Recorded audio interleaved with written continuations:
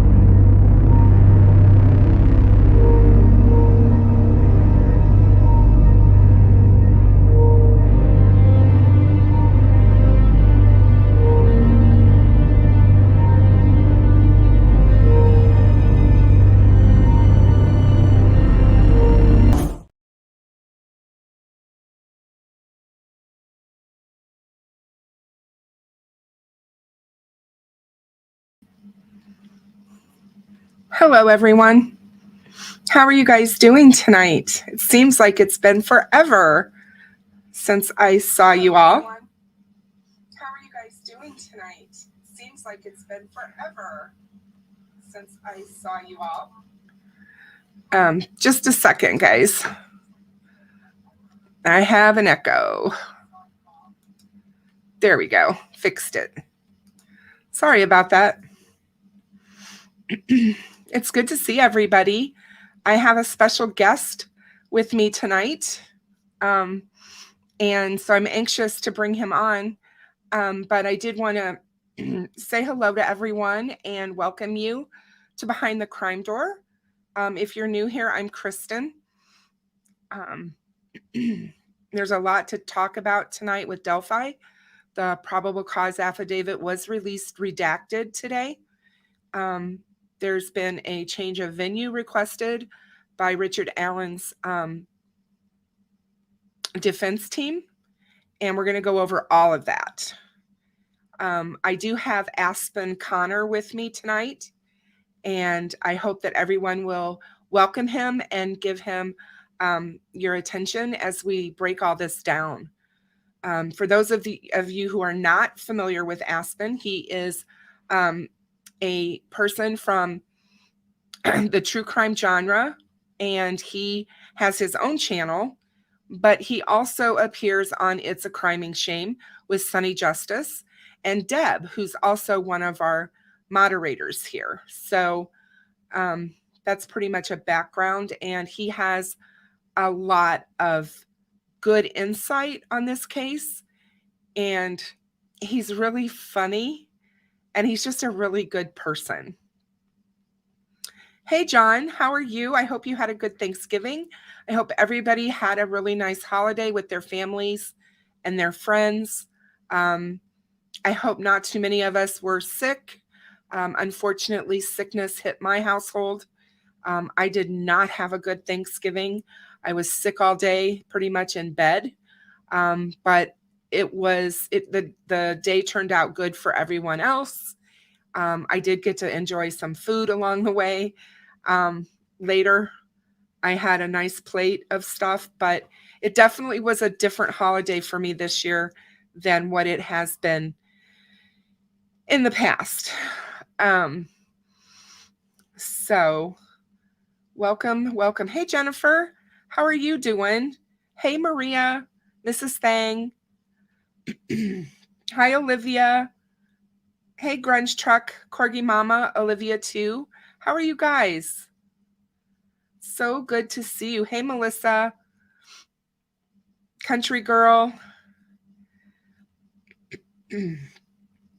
Hi, Sierra. Hey, Salty Beach. Hey, Danger Dave, how are you? So good to see you. Hey, True Crime Housewife. Aspen is wonderful.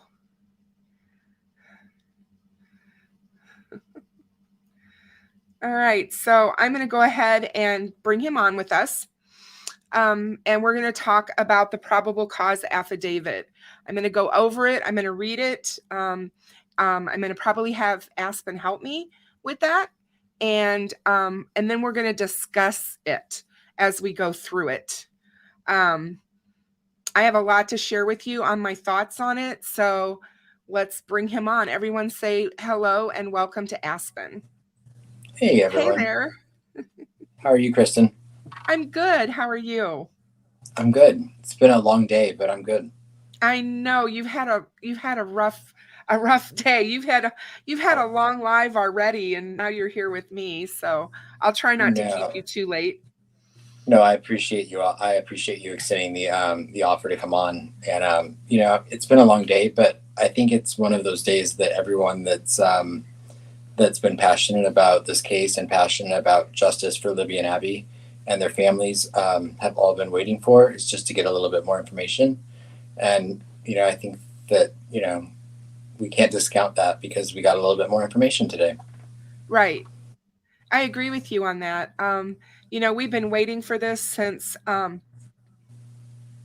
they had the hearing, and we knew that there was going to be a written decision by the judge, and everybody was trying to figure out how long it would take. I kind of figured it would be this week. I figured it would be early this week. So it was pretty right on. I figured she would take the holiday time to, look over case law and, take her time to make the right decision. And I think she did make the right decision. So I'm really glad that she did release it, and I'm glad she released it redacted. I think that was highly important. I agree. Yeah. I will say, I will say, I know that there was the thing from Becky Patty circulating around, and I felt pretty confident all along that they would release the probable cause affidavit. I will say that I know for myself, I did sign the petition that Becky Patty is circulating around, just because at the end of the day, I support the families above anything else. So even though I felt confident it was going to come out, I did sign it. I did too. I signed it because I always stand beside the family. I wanted to know that I support them. And I understood why they wanted everything kept sealed. I don't disagree with that. I really don't. I also understand the other side of it as well. But going through some of these really high profile cases that we've had in this country, and you look at what happens with trial by media before a trial has ever happened, and how these people are treated in the media and basically vilified, it can really mess with the outcome of a trial, and it can taint a jury. And I don't think people really understand what that means, and how we really aren't entitled to know this information right now. We're not entitled to know this. We're entitled to know it once it goes into court, and once the case is going on, we're entitled to know what's happening. But it's not illegal for them to suppress the probable cause document for a while. It's just not. I love how everybody says that it's not a good look and it makes law enforcement look like they're plotting something or whatever. And I'm not one of those people that jumps on the conspiracy bandwagon. I'm not. So no, I mean, I will say, I mean, I feel like transparency on every issue is the best course of action, but that's just my personal opinion. And I will say, I think that some of the secrecy and kind of, and I'm not a conspiracy theorist, but I do think that some of the secrecy behind Delphi has led to some of the outlandish speculation that has come about in this case. And I think that a little bit of transparency from the get-go may have, stomped that out. But I'm not here to criticize law enforcement. I support law enforcement at the end of the day. I know that we're going to read some things and go over some things that are emotional and kind of give me pause and question about some of the things with, decisions law enforcement's made. But hindsight is 20/20. And at the end of the day, I do support the family and I do support law enforcement. And I do too. And I respect you for that and for saying all that, because I do have a lot of respect for you and how you feel about the families, how you feel about this case, and making sure that we're talking about facts and not putting out wrong information, being careful about information that is disseminated by us. I've always felt that about you, and I just wanted to say that. I just want you to know that I highly respect that from you. Thank you. And I feel the same about law enforcement. I know that people right now in this chat and hey, Frank Meister, good to see you. Hey, CD, I saw you step in here too. Hey, CD. Hey, Frank. I know it's real easy to throw them under the bus. The one thing I wanted to say about law enforcement before we get into the probable cause affidavit is this. Before everybody starts making accusations and pointing fingers as to why they didn't arrest Richard Allen back in 2017, they have to stop and remember Richard Allen went to a conservation officer. He is not somebody who was working on the investigation. He was not somebody even involved in the investigation. This is somebody who is a conservation officer. Yes, he has law enforcement ability and he can arrest people and all of that. But that's who he went to say, hey, I was out there that day. Here's my tip, basically, that I'm giving in. I was out there. This is what I didn't see anything. We're going to go over all of that. But he didn't go to Tobe Lesenby. He didn't go to Tony Liggett. He didn't go, into the Carroll County Sheriff's Office and say, hey, I was there that day. So my point is that tip got lost in all of it. And I think that when you stop and think about the amount of tips that they had, it's easy to see how that would have happened in my opinion.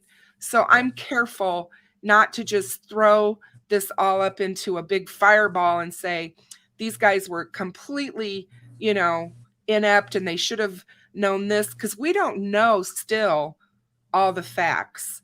I guarantee you there's a ton more evidence that's not in that PCA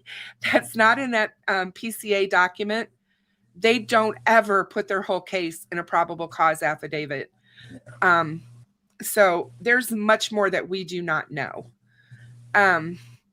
So let's get into it. I thought what we would do is read it. I'm going to see if you want to start out reading. When you get tired of it, let me know, and I'll take and read a couple pages or whatever, so that everybody can you want hear to what do page by page, maybe? Yeah, we can do that. Like switch off? Yeah, that's good. That's yeah. fine. Is that okay with you? Absolutely. Yeah, Okay, I just need to pull it back up. I just need to pull it up because I've got it here on my phone. Okay, cool. So, I don't know if you're going to put it on the screen or how you want to do it. Yeah, hang on. I can do that. Hold on one second. Sorry. You're fine. It's one of the downfalls of like having a channel and then being on a channel. It's like you try to like dictate. So I'm sorry. Yeah, no, it's fine. And you can share, you guys can share too. I allow that. So you can share the screen, but there it is. I mean, this is, I don't know how well. I'm going to try to blow it up, guys. Give me a minute.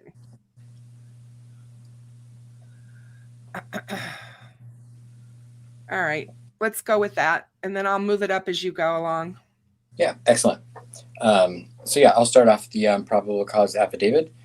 It says, I, the undersigned affiant, submit the following information pursuant to IC 35-33-7-2 as a sworn affidavit, setting forth the facts and circumstances known to law enforcement of Carroll County as the basis for this probable cause to arrest without a warrant or to establish probable cause for issuance of an arrest warrant for the above defendant.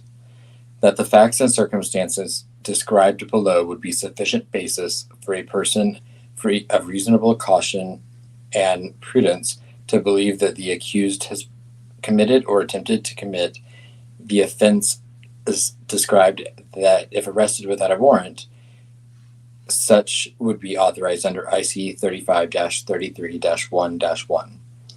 That the hearsay statements of witnesses contained herein are considered reliable and credible due to the witness's personal knowledge and or corroborated by the totality of the circumstances. That on February 14th, 2017, Victim 1 and Victim 2 were found deceased in the woods approximately 0.2 miles northeast of the Monan High Bridge in Carroll County. Their bodies were located on the north side of the Deer Creek. At the time, the Monan High Bridge Trail was approximately 1 mile gravel trail terminating at the Monan High Bridge. The Monan High Bridge is an abandoned railroad trestle approximately a quarter of a mile long, spanning the Deer Creek and the Deer Creek Valley on the southeast end of the trail. Approximately 0.7 miles northwest of the trail, from the northwestern edge of the Monan High Bridge, is the Freedom Bridge, which is a pedestrian bridge spanning State Road 25. Approximately 350 feet west of Freedom Bridge was a former railroad overpass over Old State Road 25, also known as County Road 300 North. The trail terminates just west of the former railroad overpass. The majority of the trail is a wooded area with steep embankment on the south side of the trail. Hang on one second. Nope, I didn't want to do that. Trying to figure out why it's not showing full page. Oh, come on, you guys.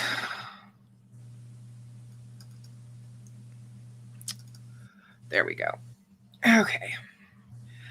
All right.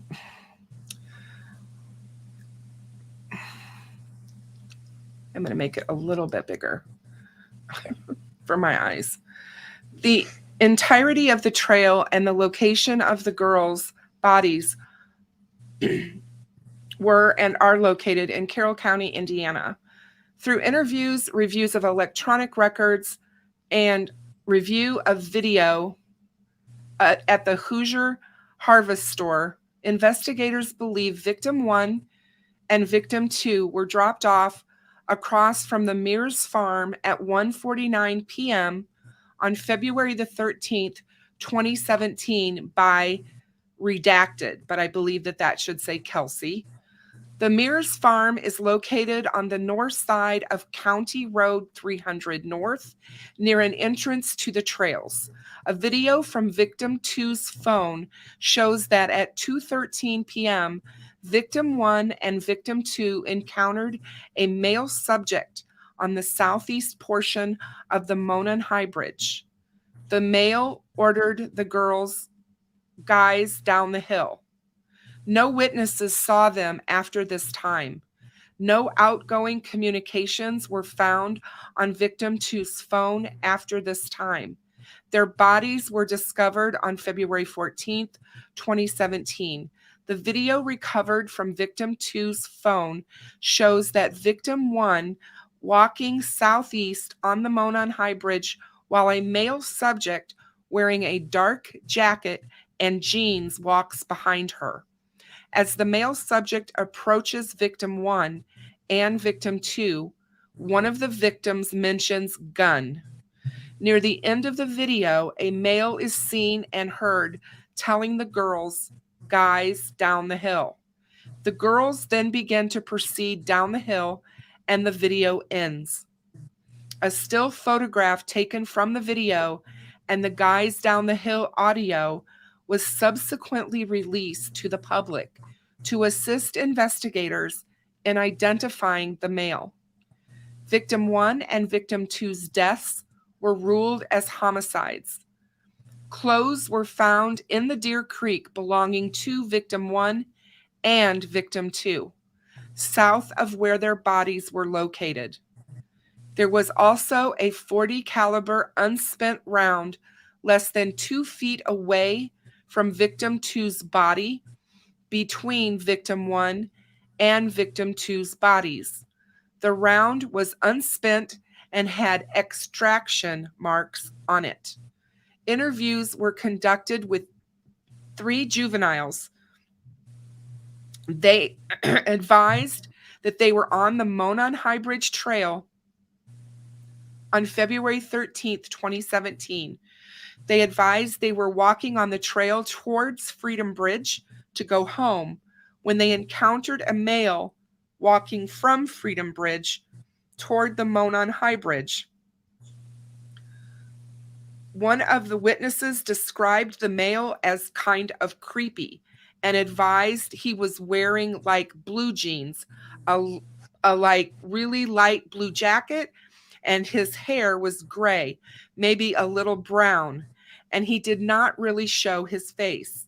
She advised the jacket was a duck canvas type jacket.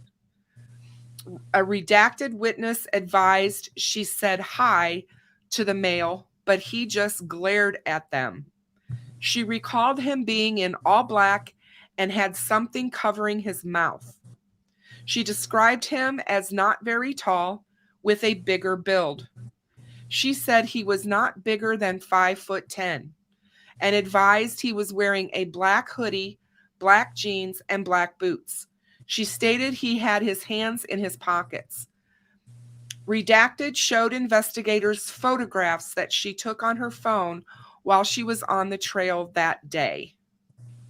So I thought maybe we would talk just a little bit about each page, Aspen, as we go, because one of the things that that first stuck out at me was, and I don't know who wrote this. We don't know who wrote this affidavit, but they said that the girls were only 0.2 miles from the bridge. And that's not what we heard in the Ron Logan search warrant. In the Ron Logan search warrant, they said that they were a half a mile, right? Right. I believe something. Yeah, I believe that was the so terminology. To me, that right there is something that I just pulled out, immediately thought, well, that's odd because they're saying they're closer to the bridge. So I just thought that was interesting. Yeah. And that could be simply as something as easily explained away as, you know, the FBI, when they wrote the Ron Logan affidavit, they could have been referring to the distance from the north end of the bridge, whereas the affidavit that we're reading now could be referring to the south end of the bridge. Exactly. It could just be a clerical issue. It could be, and that would just explain not knowing where they're measuring from. Exactly. Yeah. So I thought it was interesting that they were talking about the fact that no one sees him or them after the 2:13 p.m. time. And I think that's important to kind of everybody keep in your mind, because we know that that's when he approached them on the bridge. We know that victim 1 is Abby, and we know that victim 2 is Libby. So going forward, we know that. I think we did learn a couple of things on this page. We learned that both of the girls had clothing missing, and that was found in the creek.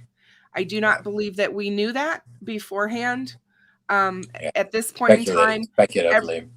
Everything we had been told was that Abby was clothed and was not missing clothing. So that is something that we learned that's new. So the other thing that struck me was the difference in how the witnesses described him. One describes him wearing dark clothing. One describes him wearing black clothing. This is, to me, very interesting and something to just kind of, remember, because again, it goes back to they both could very well have seen exactly the same thing, but we all remember things differently. And it's not that they saw two different people dressed two different ways. They saw the same person. They just remember it differently. Right. And I think that that's something to point out there. The other thing that I thought was, there's the kind of creepy. That was always, I thought, referred to as, one of the girls said that about creepy guy, but it turns out that creepy guy actually came from one of the witnesses that saw him entering the trails as they were heading back. And they thought he was creepy. Duck canvas type jacket, I think, is also important, because that's like a Carhartt jacket. And for anybody who lives in the Midwest, as I do, they're everywhere. They wear them everywhere. And especially out in the rural areas, away from the cities, farms, that those types of people who are working those kinds of agricultural type jobs or construction jobs wear those all the time. Right. Especially in that dark color. Yes, especially in the dark color. You are correct. So I thought that was really interesting. The fact that, he had his face covered, he was short, had a bigger build. So I thought that was interesting as well. And the fact that she described his hair as gray and maybe a little brown. And I'm like, where in the world did the red hair come from? Right. That we had on the FBI. You know what I mean? I'm like, wow, this is just, to me, this was all really, really interesting. Interesting information. All right. So page 3. I would say, before you move on, I will just say, I wanted to just say as well, one thing I thought was interesting, or not interesting, but something that I thought, if you just read the language of the way that they wrote it, I feel like it's easy to deduce that. I mean, we've always been told that they may have cut a portion of, like, say Abby's jacket out of the video that's shown in that 1 point, however many second video that we've been shown. But the way that I read that part of the affidavit was that, you had Libby standing on the south end of the bridge, and then you had Abby walking south on the bridge towards Libby, and you had Richard Allen, or allegedly the bridge guy, walking behind Abby in the same direction. So to me, it would make sense that the person that would have seen and said the word gun would be Libby, considering she was the one facing both of them as they were walking south. Yeah, agreed. The only way I would see it any differently is if Libby, because they didn't say she said anything, so maybe she heard him coming behind her and turned to look. I don't know. That would, to me, would be the only way that would be, as if Abby, because I agree with you, it would have been Libby that would have seen him with the gun. Right. Especially and I do think that it's good to point out that I think for many of us, and a lot of us, we all assumed he had a gun. And we all assumed that he was hiding it, and he probably produced it at the time that he came upon them to use that to get them to cooperate with him. Right. And something at this point in the story has already made Libby start filming.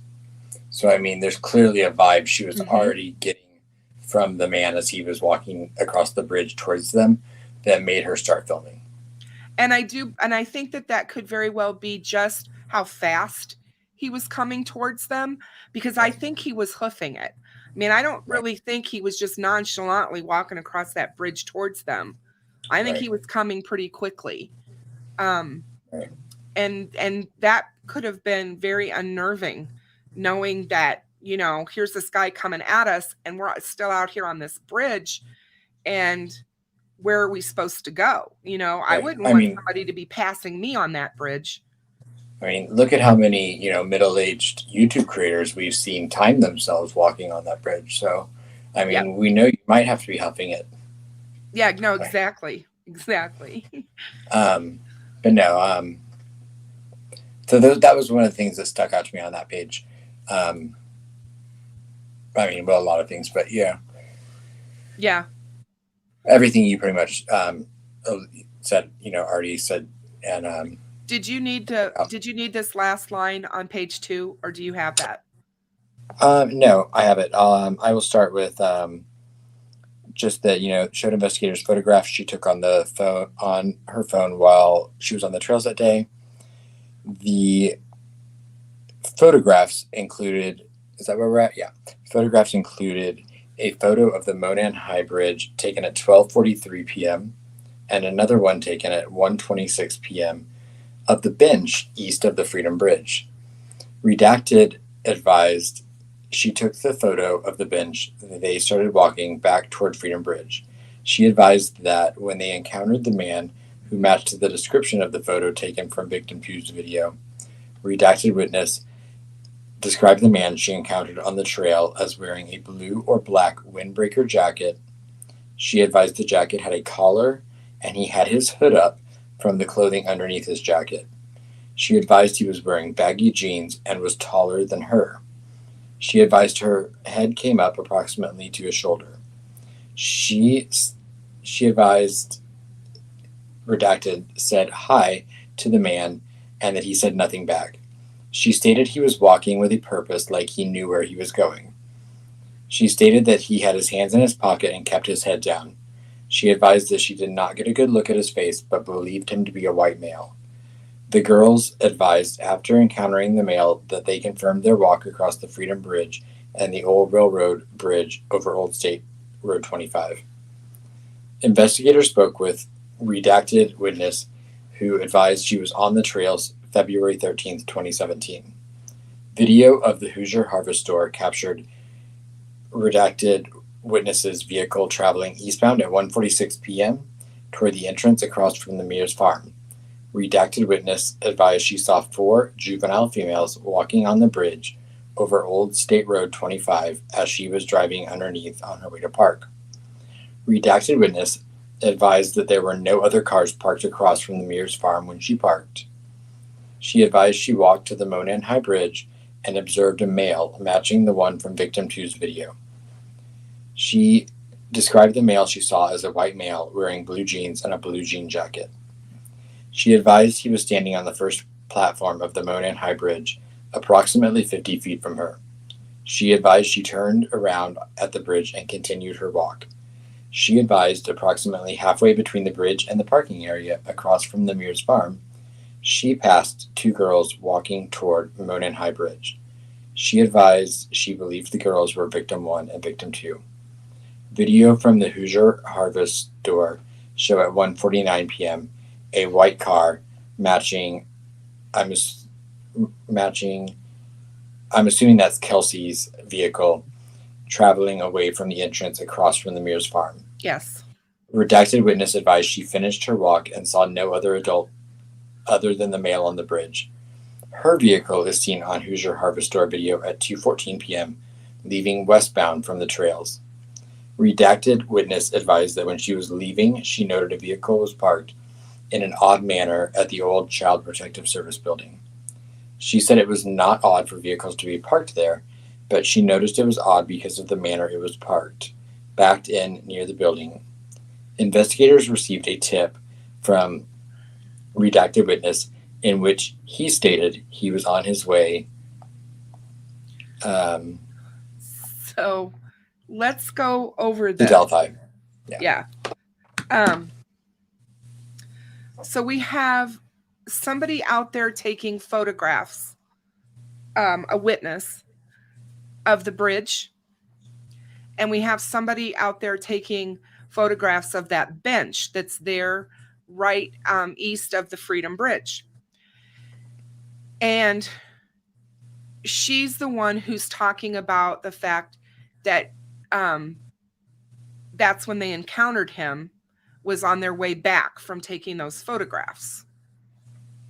And that he matched the description of Bridge Guy from Libby's phone.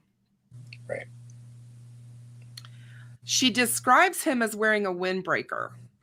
Again, this goes back to what we've talked about over and over again, how witnesses can see things differently, even though they're seeing the exact same thing. Right. And I'm hoping beyond hope that that will be brought up at trial when the defense tries to break down these witnesses, because that's what they're going to do.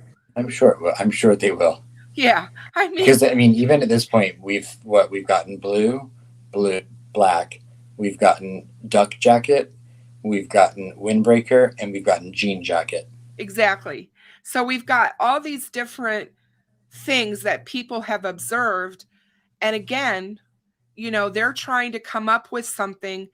They had no idea when they were looking at this guy that they were going to have to describe him later on to anyone. They didn't realize what he was out there to do. So it's just really interesting to me when I was reading this, because that's all I kept thinking about is we have all these witnesses that saw the same thing, but describe it differently. Yeah. I would say really, just to add to that really quickly, in between the time that I was live earlier and jumping and coming on with you, I ran across the street to pick up some takeout dinner. And I know for a fact that when I was crossing the street, that I encountered 4 people that were crossing opposite of me. And if you were to ask me right now to describe any one of those 4 people, could not tell you. I don't even honestly think I could tell you which ones were female and which ones were male. I just remember that there were 4 people that I crossed paths with. And see, to me, that is exactly, what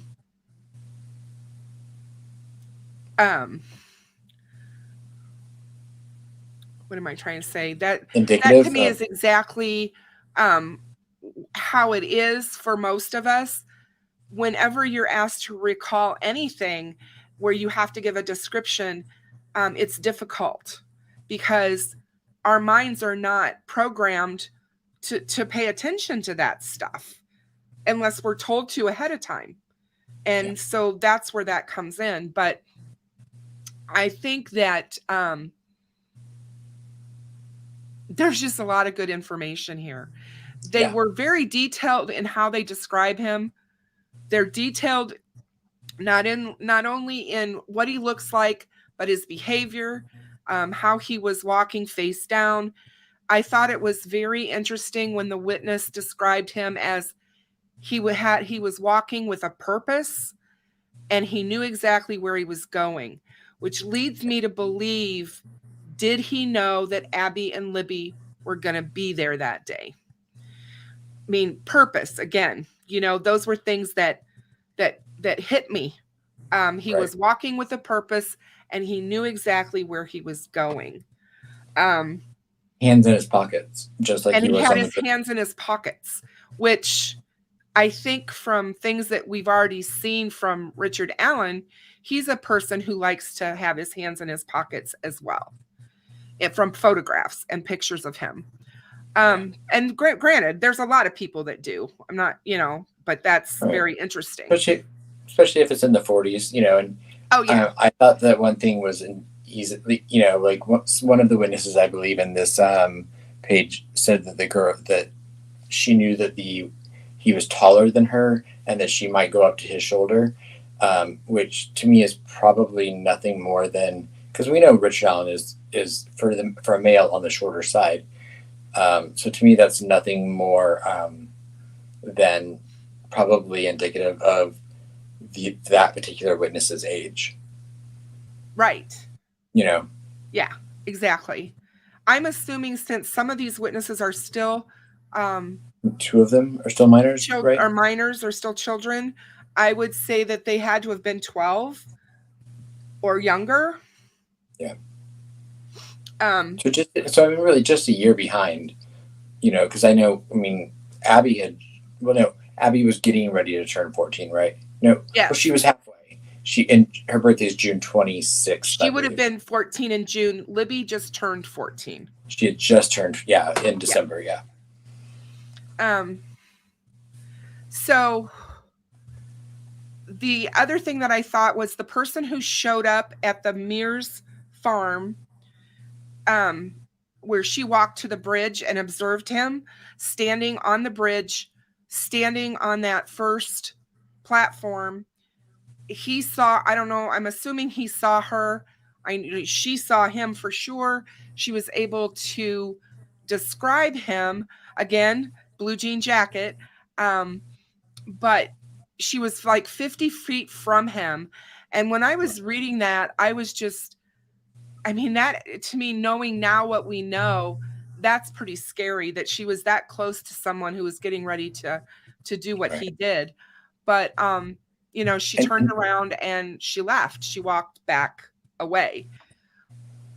So, and she reported seeing 4 juvenile witnesses, whereas, the statement earlier was 3 juvenile witnesses. Yes. So, yep. And so there was somebody else that was obviously there, or she miscounted.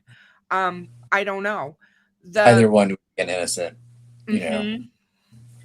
I do think it's interesting that she did walk past Abby and Libby, because that's a question I've had since day one, is why did we never have anybody talking about seeing the girls? Nobody ever said anything through all of the leaked information and everything that we've heard for 5.5 years. Nobody said they saw the girls on the trails. Well, yeah, somebody did. It's right here. And it's important to note that, if she said that she saw him and he was standing, I think, at the first plank of the bridge. Yeah. And then she passed the girls as she was walking away from the bridge. Where did he go in that meanwhile? Yeah, or exactly. Or does that indicate there was an encounter between Libby and Abby and the bridge guy prior to their encounter on the bridge? Because he either hid in the woods or they crossed paths. Yeah, because I'm thinking what he did is stepped off that platform, off the bridge, and the deer trail that's right there at the north end of the bridge that I've done live streams on, everybody's talked about. I believe that's where he stood as he watched them approach the bridge. He could view them once they got out onto the bridge. He could have seen them extremely well. And that's probably where he just, came out to them on the bridge. That's what I'm assuming. Obviously, we don't know that for sure. Right. But I think you're right when you said that the car she sees at 149 is Kelsey, and that she's leaving. And what I think is very interesting is that we find out in this affidavit is that there was video, there was surveillance cameras. We all didn't know. Some of us assumed that the hardware store had a camera. I know I talked about it a lot on Reddit, that I thought there had to have been a camera where they saw something or someone. And I think that that's interesting that we know the Mears farm had one, and they're saying that the Harvest store had one. Yeah. Yeah, But and that was something that I was told back in October, was that this case was going to come down. That surveillance video of a vehicle was going to play heavily into this case. yeah, I think that that's what we're finding out here, because we have people now witnessing this odd vehicle parked at the CPS building, backed in to block the license plate. So the person who did this really did think about what they were doing to a degree. Well, yeah, I mean, I think it's safe to say you don't go to that location on that day at that time and with the weapons that you had with you without knowing that your intent was to do what you did. Yeah, exactly. The only thing that I'm thinking is that, you know, people are like, how brazen, because it was broad daylight and all of that. And as we get farther into this and we realize that he was seen walking back to the CPS building, bloody and muddy, you know, that speaks to state of mind and psychopath to me. A person who didn't care whatever if anybody saw him. He didn't care. So yeah. The next page is investigators received a tip from redacted witness in which he stated, sorry guys, that he was on his way. Let me make this bigger so I can read it, maybe. Doggone it. That he was on his way to Delphi on State Road 25 around 2:14 p.m. on February the 13th, 2017. He observed a purple PT Cruiser, or a small SUV type vehicle, parked on the south side of the old CPS building. He stated it appeared as though it was backed in as to conceal the license plate of the vehicle. The redacted witness both oh, doggone it. Both drew, the redacted witnesses both drew diagrams of where they saw the vehicle parked, and their diagrams generally matched as to the area the vehicle was parked and the manner in which it was parked. The redacted witness advised he remembered seeing a smaller, dark-colored car parked at the old CPS building, and he described it possibly being a smart car. The redacted witness vehicle is seen leaving at 2:28 p.m. on the Hoosier Harvester's video. Investigators spoke with redacted witness, who stated that she was traveling east on 300 North on February 13th, 2022, and observed a male subject walking west on the north side of 300 North, away from the Monon High Bridge. The redacted witness advised that that the male subject was wearing a blue-colored jacket and blue jeans and was muddy and bloody. She further stated that it appeared he had gotten into a fight. Investigators were able to determine from watching the video from the Hoosier Harvest Store that redacted was traveling on County Road 300 North at approximately 3:57 p.m.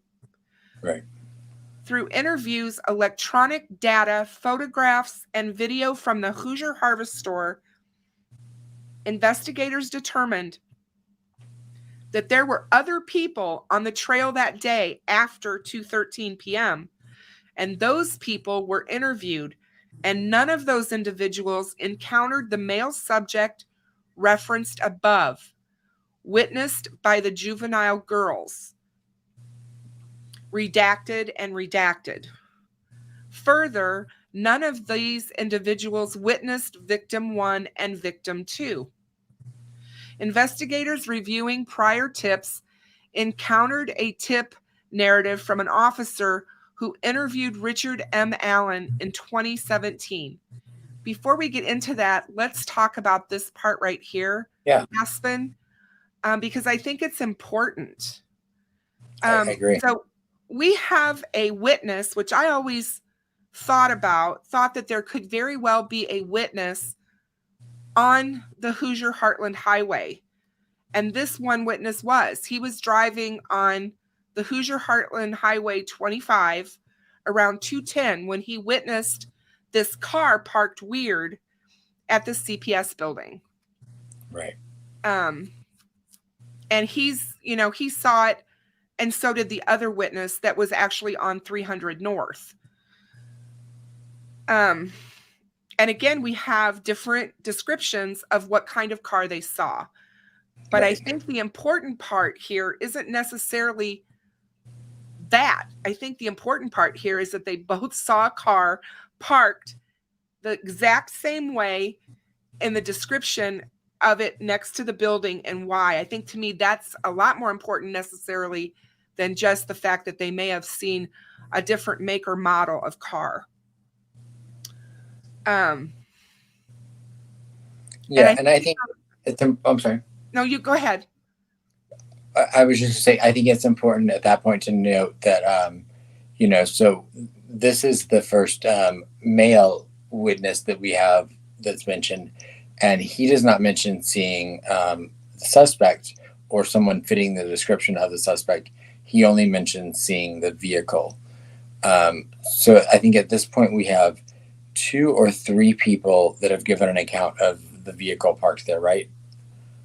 Or is this the first one? Because in the document so far, but yeah, this is the first one. Okay, but if I mean, we have someone saying that it was parked at the CPS building. I think it's important to note as we do go on, the surveillance video. Everything they mentioned about surveillance video is all from the Hoosier Harvest Store video, which if you're on the same side as the CPS building, the Hoosier Harvest Store is just a little bit further east on 25. It's that long, that looks like kind of like a chicken house or a utility building. Yes. That's the Hoosier Harvest Store. You mean on 300? On 300, yes, I apologize. Yeah, it's just catty corner from the CVS or CVS, the CPS building. Right. And it has a pretty good view of that whole area that they're talking about. So in my opinion, the one thing it doesn't show though, from my understanding, it does not show the actual parking lot of the CPS. So when we hear about anything that's at the CPS, it's from witness statements. They do refer to it later on when they talk about witnesses or vehicles driving by the Hoosier Harvest Store. But anything as far as like why they didn't have video of him getting in and out of the car. Exactly. It's because they don't have video footage of the CPS parking lot. Right. Everything about the CPS parking lot is from witness statements. So. And again, these witness statements are so close in how they're describing where the car was, what it was parked. They both said an SUV, possibly a small car, a smart car. And I think that that's important. Yeah.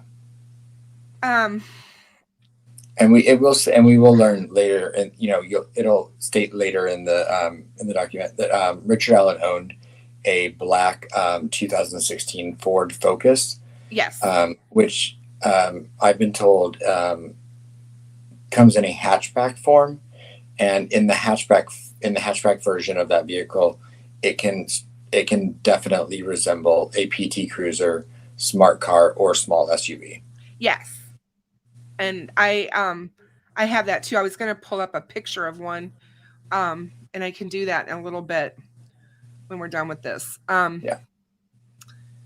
So the investigators that were reviewing the prior tips encountered, and as we have been told, or we were told, there was some information that came out on Fox 59 that said that Richard Allen had gone to this conservation officer and placed himself at the bridge.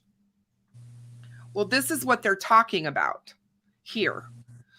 He went to an officer, and the investigators that were reviewing prior tips found this and said, this is what the narrative was from that encounter that Richard Allen gave when he went to this conservation officer. Mr. Allen was on the trail between 13:30, which is 1:30 in the afternoon, to 15:30, which is 3:30 in the afternoon.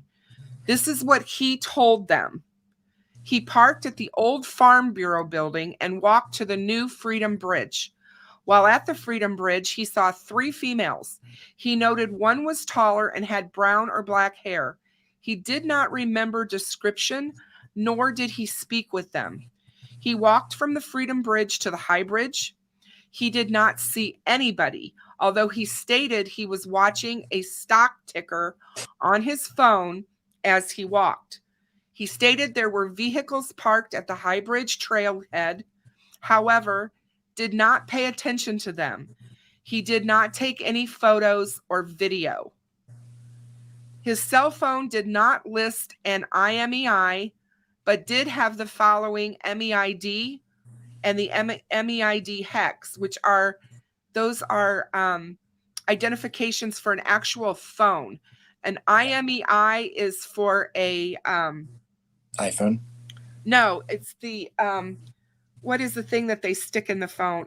You know what I'm talking about? I was mistaken about this as well. It does not relate to the SIM card. It's not. It's so not. The IMEI is an iPhone then.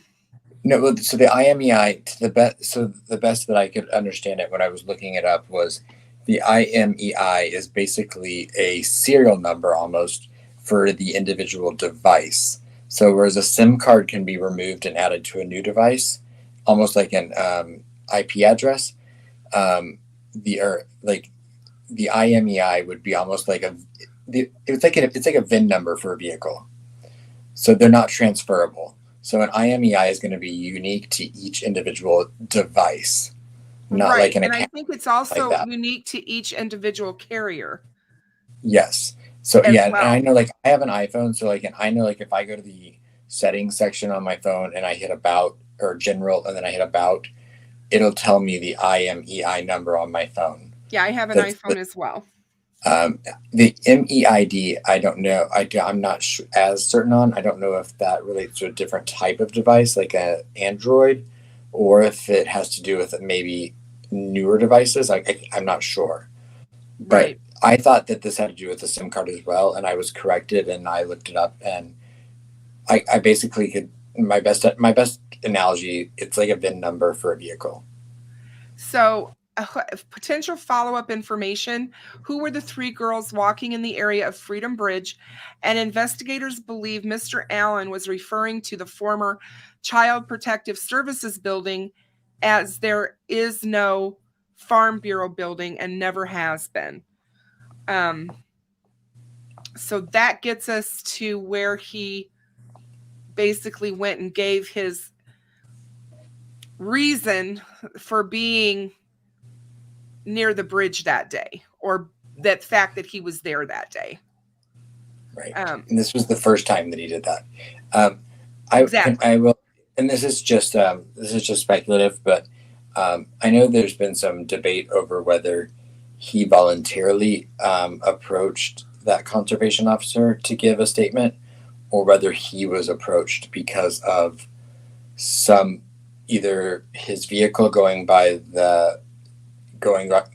on the surveillance footage from the Hoosier Harvest Store, or because of the witnesses that were there. I was told he did not voluntarily approach law enforcement in any manner, but that they did reach out to him on a innocent, just basically kind of following up on leads. And when they saw his vehicle had been at at that area at that time, that they approached him, which could still have just been a run-of-the-mill interview. Sure. So, but yeah, so where did you leave off there? Was not a farm bureau building Yeah. in the area, nor had there been. Investigators believe the females he saw included redacted witness and redacted witness due to the time that they were leaving the trail, the time he reported getting to the trail, and the descriptions the three females gave. Investigators discovered Richard Allen owned two vehicles in 2017, a 2016 black Ford Focus and a 2006 gray Ford 500. Investigators observed a vehicle that resembled Allen's 2016 Ford Focus on the Hoosier Harvest Store video at 1:27 p.m. traveling westbound on CR 300 North in front of the Hoosier Harvest Store, which coincided with his statements that he arrived around 1:30 p.m. at the trails.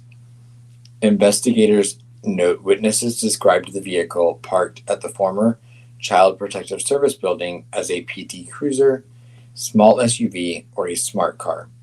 Investigators believe those descriptions are all similar in nature to a 2016 Ford Focus. On October 13th, and I think it should be noted this, I believe this is a typo. On October 13th, 2022, which I think should be 2017, Richard Allen was interviewed again by investigators. He advised, this is correct. I'm sorry. On October 13th, 2022, Richard Allen was interviewed again by investigators. He advised he was on the trails February 13th, 2017. He stated he saw juvenile girls on the trail east of Freedom Bridge and that he went onto the Monan High Bridge. Richard Allen further stated he went out onto the Monan High Bridge to watch the fish. Later in his statement, he said he walked out to the first platform on the bridge.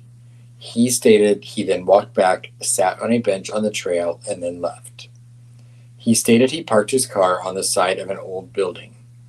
He told investigators he was wearing blue jeans and a blue or black Carhartt jacket with a hood. He advised he may have been wearing some type of head covering as well.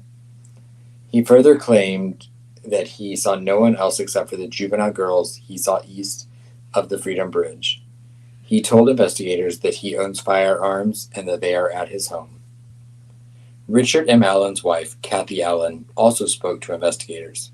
She confirmed that Richard did have guns and knives at the residence. She also stated that Richard still owns a blue Carhartt jacket.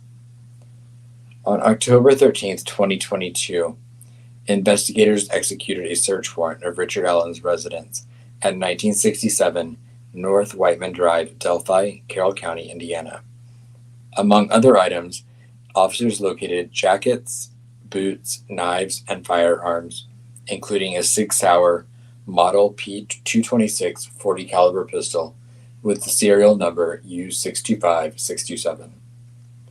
Between October 14th and October 19th, 2022, the Indiana State Police Laboratory performed an analysis on Allen's Sig Sauer Model P226. The laboratory performed a physical examination and classification of the firearm, function test, barrel, and overall length measurements, test firing, ammunition component characterization, microscopic comparison, and NIBIN. So,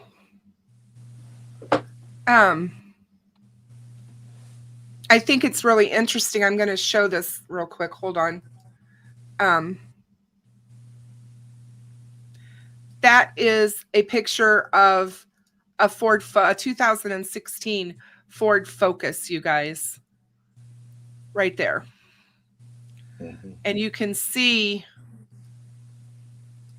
the hatchback that he was describing. I don't know why it did that, but quit it. But that's what the car looked like. That's what the 2016 Ford Focus looks like. And you can see that it looks kind of like a small SUV.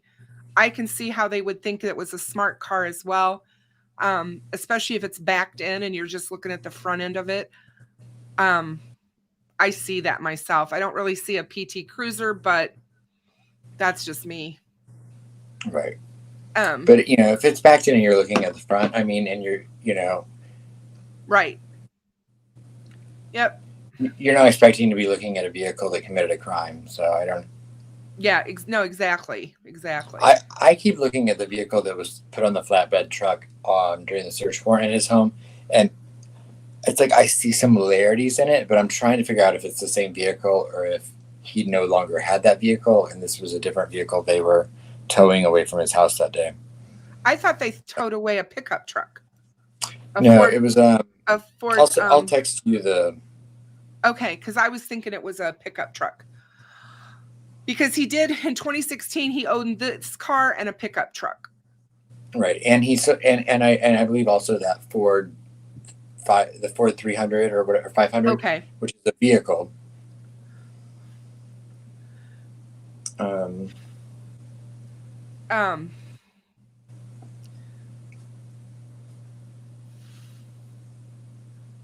So I thought that is interesting about all the car information. And then when they went back and now we, come forward to October 13th, when they end up at his house with the search warrant and they interview him on that day. Right.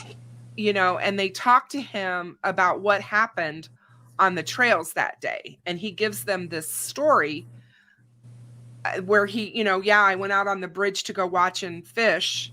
I'm sure they were laughing at that because, again, who's going to look at fish from 70 feet above the water? What kind of fish are you going to be able to see? This is a creek, in Indiana. It's crazy. But while you're wearing blue jeans and a blue jacket and you fit the description of bridge guy. Yeah, exactly. And then he's like, well, I walked out to the first platform and then I walked back and sat on a bench on the trail and then left. Right. Well, which if you remember, that's where he was. That's where that one witness saw him was on the first platform. Exactly. So yeah, he kind of knew that's where he had to say he went. So he had to, right. And because he knew, like I said, he saw her see him. So he knew he had to come up with something about that. And then the same thing about saying, that he was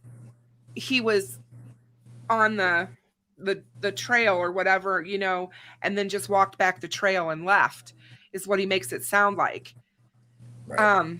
Because that's not how he left. He didn't leave walking back the trail. As we know, a witness saw him walking down the 300 north back towards the CPS building on the right-hand side of the highway there, bloody and muddy. So I think it's interesting that he told investigators exactly what he was wearing. Blue jeans, a blue or black Carhartt jacket with a hood. So the jacket itself had a hood, which Carhartt does make jackets with hoods. He advised he may have been wearing some type of head covering as well. Totally normal. Right. He further claimed he saw no one else except for the girls east of the Freedom Bridge. And he told investigators that he did own guns and they were at his home. So, I mean, he was willing to give up a lot there. Right.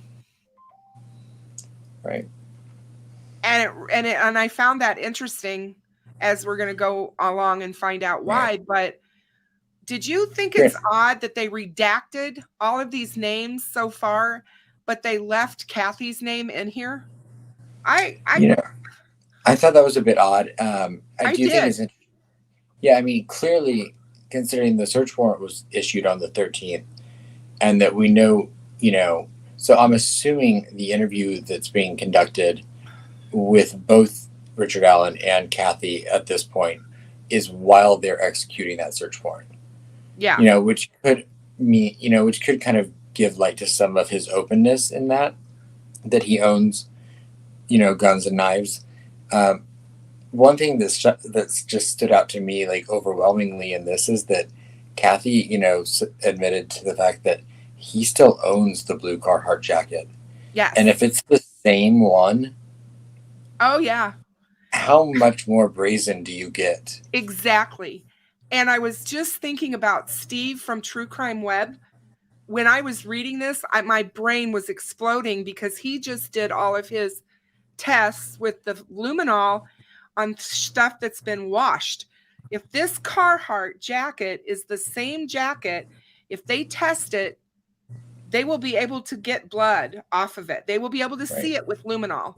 So I'm like, I was like, wow, there's got to be so much more going on here than what we know about. But anyway, I thought it was interesting that they took. I'm sorry, go ahead. Oh, no, and if he was bloody and muddy to the point where someone just driving by on 300 could tell that and thought he'd been in a fight, I mean, there has to have been DNA evidence or forensic evidence in his vehicle as well. Oh, exactly. I think there had to have been for sure. The fact that he looked like he'd been in a fight really, really stuck out at me because in the Ron Logan search warrant, they basically said there was no fight. Remember? They said there was nothing that gave them the mindset of that there had been any kind of an altercation or fight between the victims and Bridge Guy, whoever. Right. And so this is completely contradictory because this witness is stating this guy looks like he's been in a fight. Does he look like he's been in a fight because he's got blood all over him? Is that what makes it look like he's been in a fight? That's what I took. Or does he have scratches on him? Does he have, what does he have? It's interesting to wonder about that. I personally took it as only referring to the bloody and muddy aspect, which actually lines up with the Ron Logan search warrant because they said whoever committed this crime would have gotten blood all over them. Oh yeah, because it was an extremely bloody crime scene, as we know. Right. I think it's interesting that the items that they took from the home were other jackets, boots, knives. They took firearms, including the Sig Sauer model P226 40 caliber pistol that had that serial number. And we're going to find out here in a minute why that's so important. But I did look up this model of Sig Sauer, and this is a model that is used by police and by military. Mm-hmm. I thought that was interesting to note. So the information, the laboratory performed the physical examination on the gun or on the weapon, and they did a function test, a barrel and overall length measurement, and everything. And the laboratory determined, hold on, guys, I'm getting there. And there's so much. The laboratory determined that an unspent round located within 2 feet of victim 2's body had been cycled through Richard M. Allen's Sig Sauer model P226. So that was near Libby's body, but it was within 2 feet of her body, but it was actually in between both girls. And what does it mean when they say it's been cycled through? It means that the bullet was put into the chamber of the gun, and then instead of shooting that through the gun, they expelled it. And when they do that, it actually creates marks. And the laboratory remarked, as an identification opinion is reached when the evidence exhibits an agreement of class characteristics and a sufficient agreement of individual marks. Sufficient agreement is related to the significant duplication of random striated impressed marks as evidence by the correspondence of a pattern or combination of patterns of surface contours.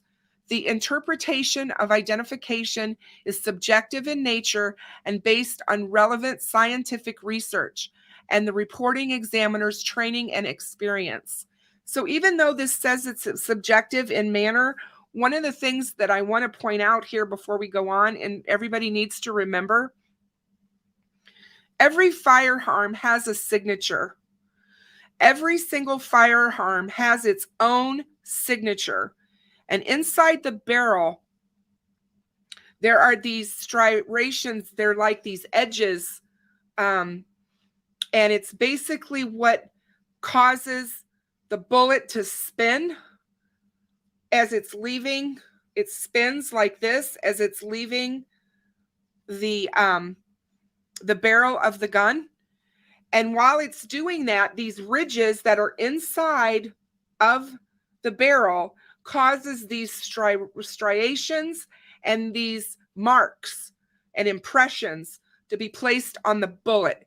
And every single gun has their own. It's like a fingerprint. And that is how they can compare bullets to guns and know that it came from this particular gun. Investigators then ran the firearm and found that the firearm was purchased by Richard Allen in 2001. Richard Allen voluntarily came to the Indiana State Police Post on October 26th, 2022. That was on the Wednesday before he was arrested.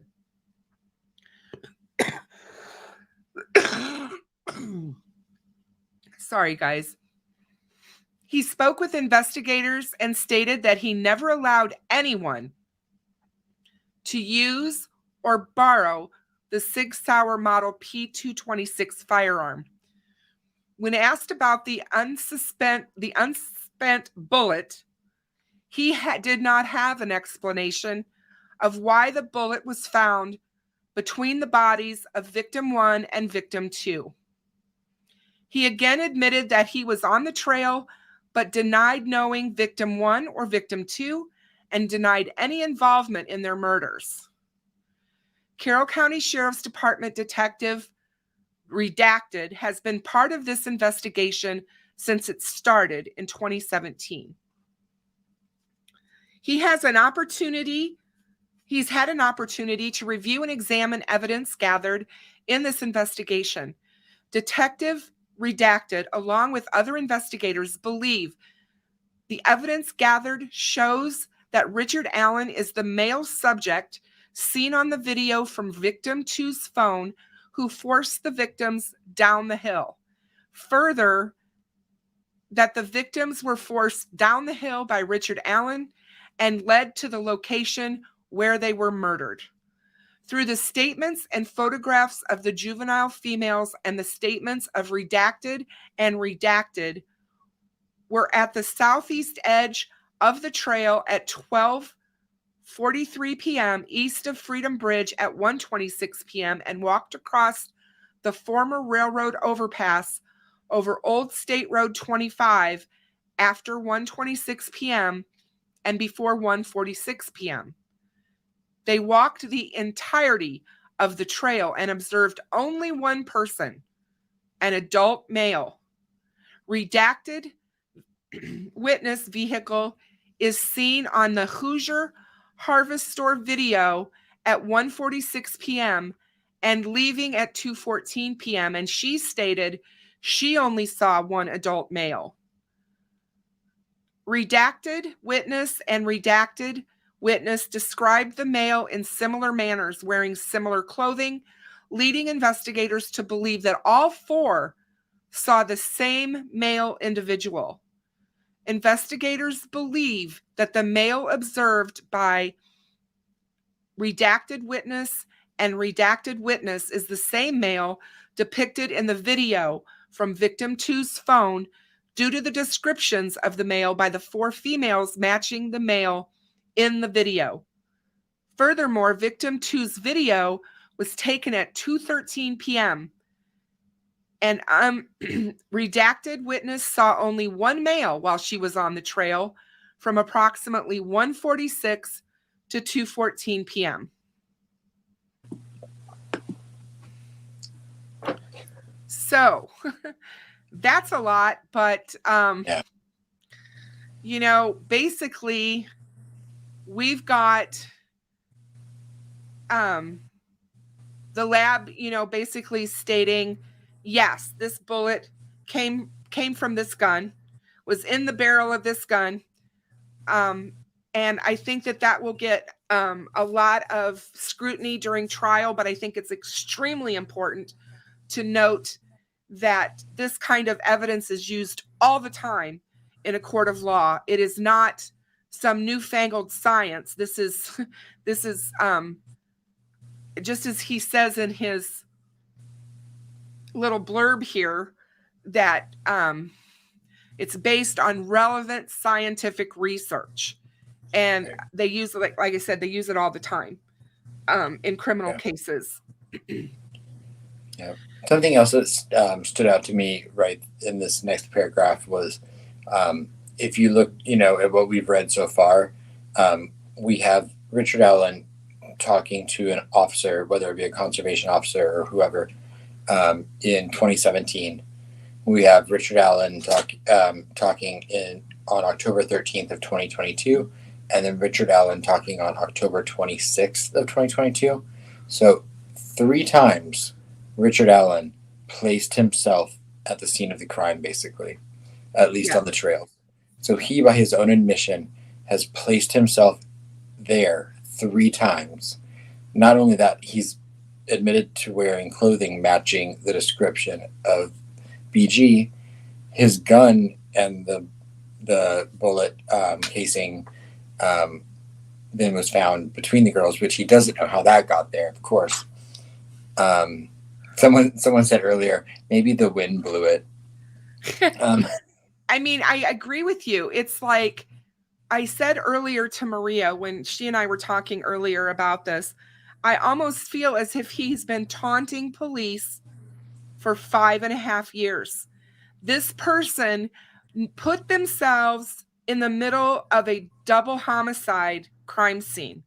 They didn't have a care to do that. I mean, didn't care at all. Basically, they did it. And then when he didn't get called in or hauled in, he's like, they don't know it's me. They don't know that it's me. And so, yeah, I mean, you know, he said what he wore.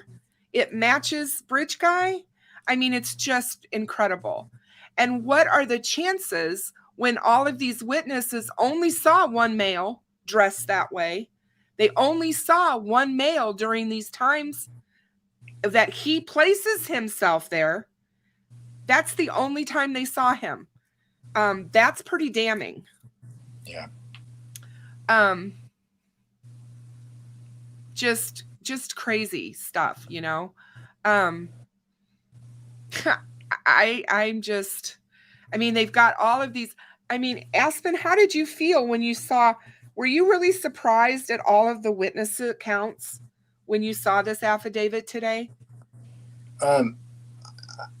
I was not, only because I'd been told I'd been told what the witness accounts were, not in full detail, but I had been told back in October when I was given a lot of this information. So I wasn't, but to read it puts a whole new weight on it.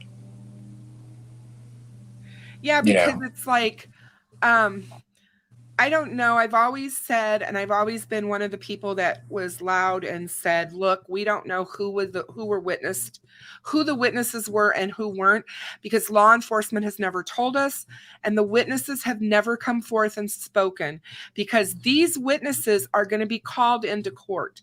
And these witnesses were told that when they gave their statements, and they were told, you will be called to testify to all of this.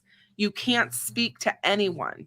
And that's one of the reasons why There's been so much out there about, well, this person was there that day and this person was there that day and saw this, this, and this. And maybe there are other people. We don't know yet. They may still have more witnesses than this. Yeah. Well, yeah. I mean, we don't know. I mean, I don't know if we've read the part yet, but I know that there's a portion that said that, other witnesses were there after 2:13, but none of them reported seeing the male describing his description, right, or victim one or victim two. And I So believe that's because he already had him down the hill and absolutely. was already in the kill area location where they were found. He was already there with them. I am very interested in the part where they discuss him walking down. I think you said the Hoosier Heartland. Was it 25 or 30? I confused 25 and 300 all the time. The Hoosier Heartland is 25, and 300 North is the county highway that goes through. Yeah, that goes where the girls were dropped off at. Mm-hmm. Yeah, and so to me, a very crucial part of that witness statement depends on where he exited the woods from, because if he exited from the cemetery and then he walked to the CPS building along 300 from there, as he was walking, would have been there's no way he could have avoided being on the camera at the Hoosier Harvest store, because that would have been a direct line unless he went back around it. But, I'm not sure. So I would love to know where that witness encountered him on 300. Because what gets me about the fact that he's walking down 300 at 3:47 or 3:49, stop and think about what's going on at that time. We've already got Derek there. Derek's there. He's already searching for the girls. He's already called family to show up. He is leaving right when all of that stuff is starting to happen. Right. To me, that's what got me and made the hair stand up on the back of my neck.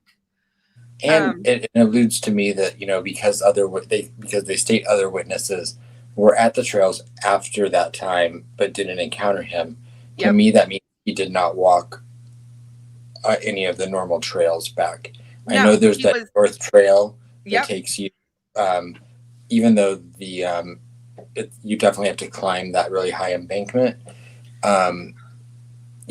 which could all, Exactly. Some of that's all speculative, but I found that part of it to be interesting. I did too. Investigators believe Richard Allen was the male seen by redacted witness and the male seen in victim 2's video. Richard Allen told investigators he was on the trail from 1:30 p.m. to 3:30 p.m. that day.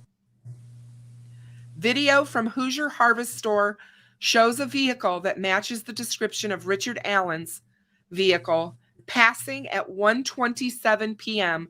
toward the former CPS building. The clothing he told investigators he was wearing matched the clothing of the male in victim 2's video and the clothing descriptions provided by redacted witness and redacted witness. A vehicle matching the description of his 2016 Ford Focus is seen at or around 2:10 p.m., 2:14 p.m., and 2:28 p.m. at the former CPS building. And those times are by 3 different witnesses. Through his own admissions, Richard Allen walked the trails and eventually hiked to the Monon High Bridge and walked out onto the Monon High Bridge. A male subject matching Richard Allen's description was not seen on the trail after 2:13 p.m., and investigators identified other individuals on the trails or on County Road 300 North between 2:30 p.m. and 4:11 p.m. None of those individuals saw a male subject matching the description of Richard Allen on the trail. Furthermore, Richard Allen stated that he only saw 3 girls on the trail who investigators believe to be redacted. Right. Investigators believe Richard Allen was not seen on the trail after 2:13 p.m. because he was in the woods with victim 1 and victim 2.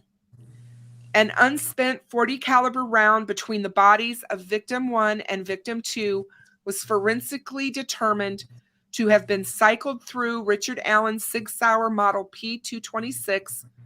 The Sig Sauer Model P226 was found at Richard Allen's residence, and he admitted to owning it. Investigators were able to determine that he had owned it since 2001. Richard Allen stated he had not been on that property where the unspent round was found, and that he did not know the property owner, and that he had no explanation as to why a round cycled through his firearm would be at that location. Furthermore, he stated that he never allowed anyone to use or borrow the Sig Sauer Model P226. Investigators believe that after the victims were murdered, Richard Allen returned to his vehicle by walking down County Road 300 North.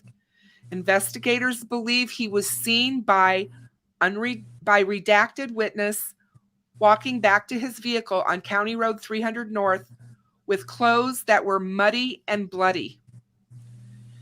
Redacted witness, along with investigators, believe the statements made by the witnesses because the statements corroborate the timeline of the death of the 2 victims, as well as coincide with the admissions made by Richard Allen.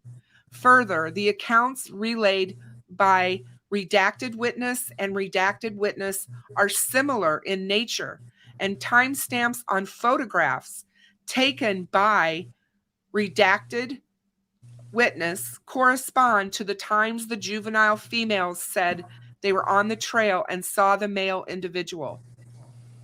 And to let everyone else know, page 8 is totally redacted. Yeah. So that's a lot to unpack there in the affidavit, in my opinion. And I'm just going to go out there and say, for his defense attorneys to say that there's no evidence in this affidavit that proves anything or shows or points to their client, they're not looking at the same affidavit that I am. But that's right. What they're trained. That's what they're paid to say. That's to be expected for them to say what they said about this affidavit. Right. I do believe that people need to keep in mind that the probable cause affidavit is not the case.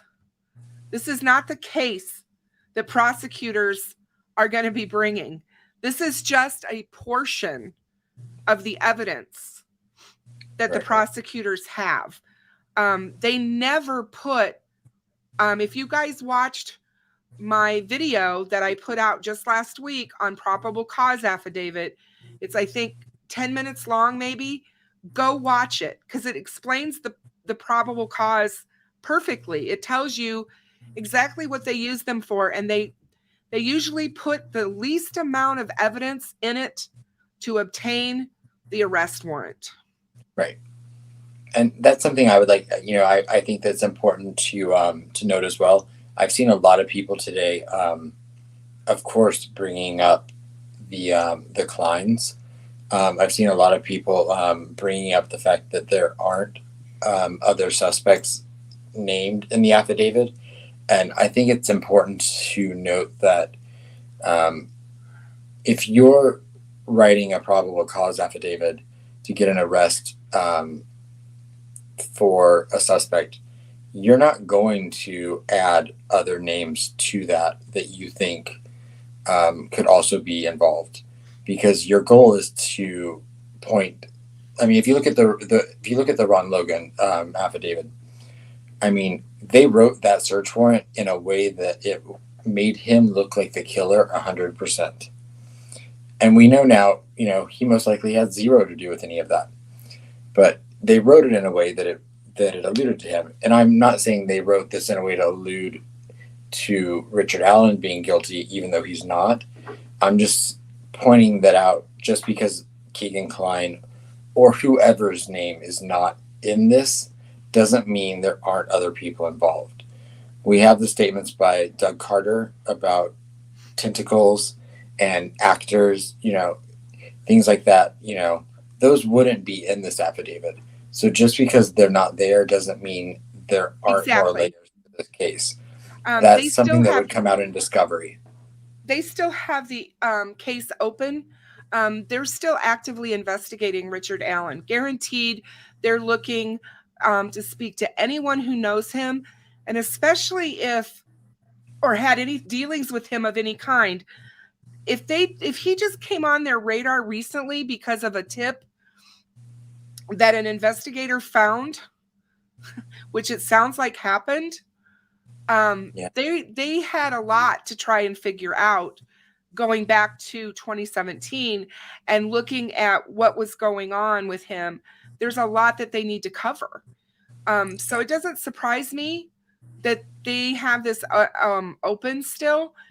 We don't know what all is going on here. And that is for sure. And it will come out in discovery.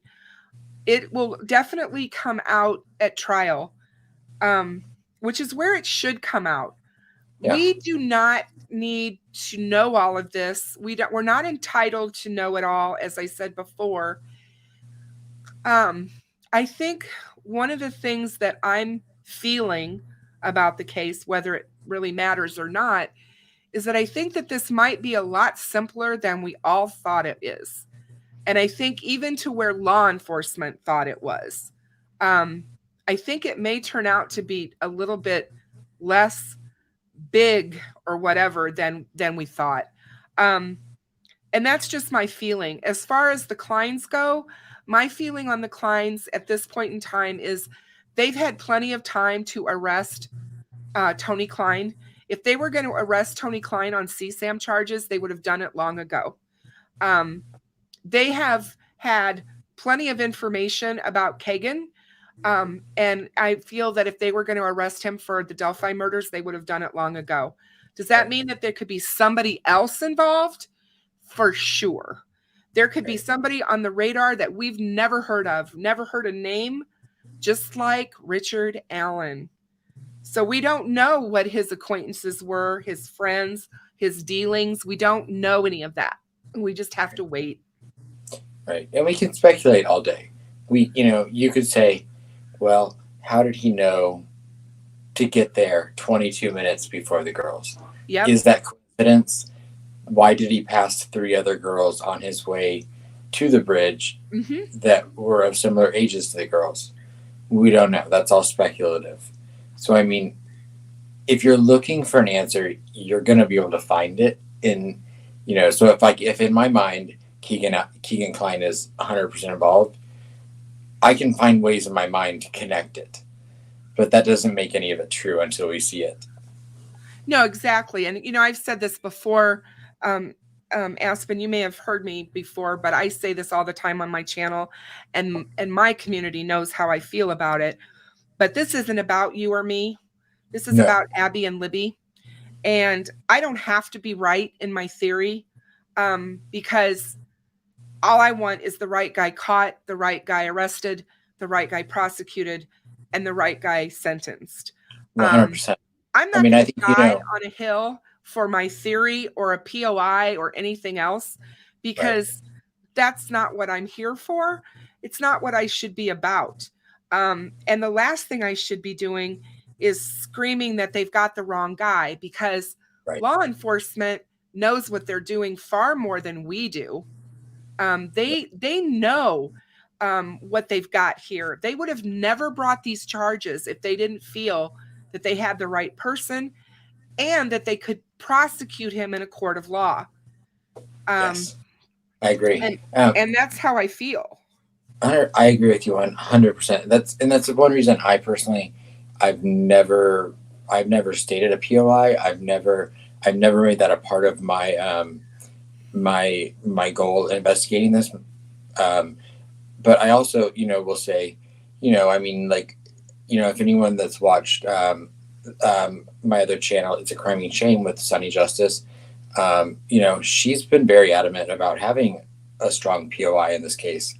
And, she's now on multiple occasions, and she put a lot of work and a lot of effort, whether you agree or disagree with her. She put a lot of work and effort into the work she's done on this, and I respect that. But she also immediately, when this came about, said Richard Allen's BG, not her guy. And, and she's, admitted that. And and I'm sure that sucks to, like when you have kind of put yourself out there about thinking someone was guilty. But I commend her for immediately saying, no, I was wrong. So. And I do get it, because like I said, I've been following the case since day one. I've never stated a POI. I never felt the need to, because I never felt I had enough information to have one. It's hard to have a POI when you don't know enough of the evidence and you don't know enough about what law enforcement has not told us. And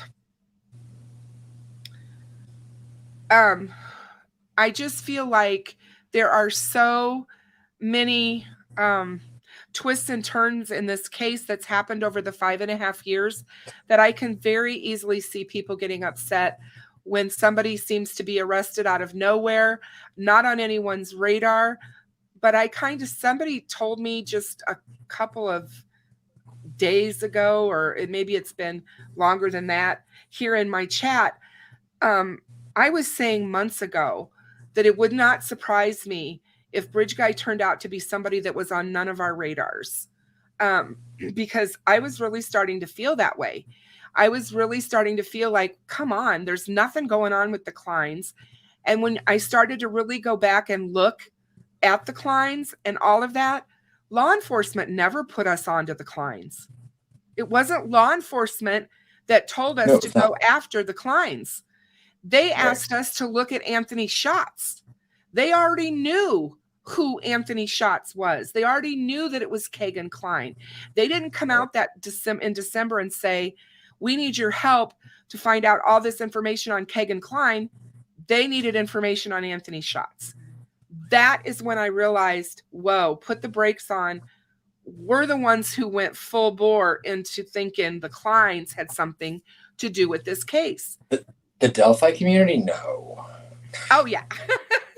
That doesn't happen. The Delphi community run rampant with the theory? No. No, never. Never. So, no. Yeah. There's not been 700 POIs in this case. Yeah, it was. We sadly, I won't go off on a tangent, but we literally sadly, and no disrespect, because everyone's entitled to their own opinion, but we literally, still have people that are adamant that this is not Richard Allen, that it's Ron Logan. Oh, I know. And I'm like, it hurts my head. Mm-hmm. And again, I don't mean disrespect, because people are entitled to their own feelings and opinions. It just seems like so much unnecessary conjecture, but I guess it's par for the course when there's been when it is what it is. So I think it goes back to, again, people get wrapped up into their own of what they think happened. They see certain evidence, they discount other evidence, and they only look at what fits their narrative. Right. Human beings, as human beings, we're really prone to that. And it's called confirmation bias. I talked a lot about it on my channel. I've done a lot of lives about it. We're all guilty of it. Of course. I think in the simplest form, I mean, I think every one of us has probably experienced something where one of our friends has either married or dated someone that we just don't like.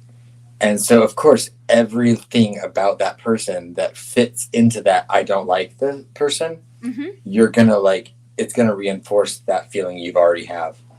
And whether you're right or wrong about it, it's hard to escape it once you get into that mindset. Right. And I do. I mean, I think it's, you know, of course, we those of us who are into true crime and, you know, follow cases and are very well aware of how investigations work and how they work from the worst possible scenario backwards. Of course, they're going to look at Ron Logan. They're going to look at Ron Logan hard. The girls were found on his property. They're absolutely going to do what they did. That doesn't surprise me at all. Of course. You know, and again, the thing is, it doesn't. Sorry. Oh, you're fine. Thank you, Maria, so much. Thank you. I appreciate that. Thank you. Thank you. That's sweet. I can't remember where I was going with that, but I apologize. Quite often. I didn't interrupt you. I come from a big family, so sometimes we just talk over each other, so I apologize. Oh, you're fine. I don't come from a big family, but I have a big booming voice. So sometimes I do talk over people. So just yell at me if I do, because I really don't mean to. No, not at all. I just think that the people that are so quick to, and I see them in my chat right now, that are so quick to want to throw law enforcement under the bus for all of this, it just really goes to show you where the mindset is, I think, in a lot of ways in our country regarding our law enforcement.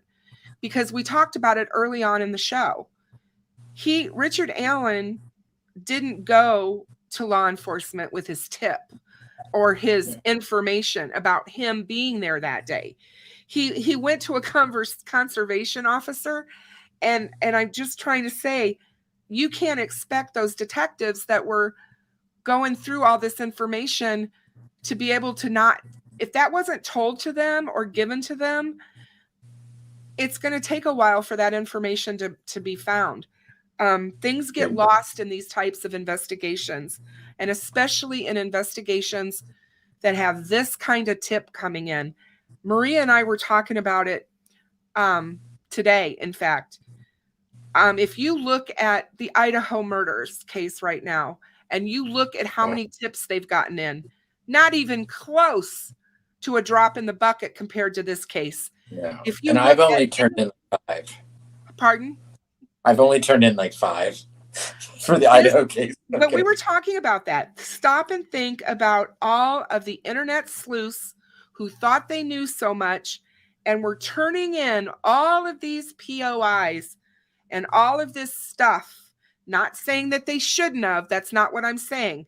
But all of that's what law enforcement asked for. And law enforcement asked for all that help. They were being inundated with all of this information that had to be vetted. They had to go through it and check it. And so here he is, lost in a pile of information and data. Right. Hey, Steve. I see they're having a conversation in the chat about the gun, about the unspent shell. And I know a lot of people. I'm sorry. Steve says the ejector, extractor, barrel ramp, chamber, bolt face are all are hardened steel, which can leave tool marks on the softer metals of an unfired shell casing and projectile bullet. Thank you, Steve. Yeah, I have to say I'm not a gun person, and so on October 28th, when I was sent the information that I was sent, I didn't know what that meant. Like because I was told unspent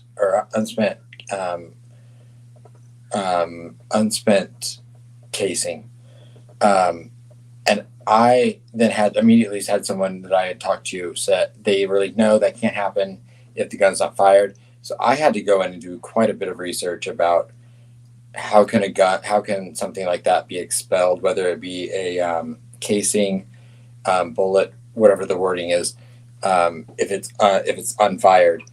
And so that was, to me, was a big. I was like, I had to really do some research into that because I didn't understand how that can happen either. Just not being a gun person.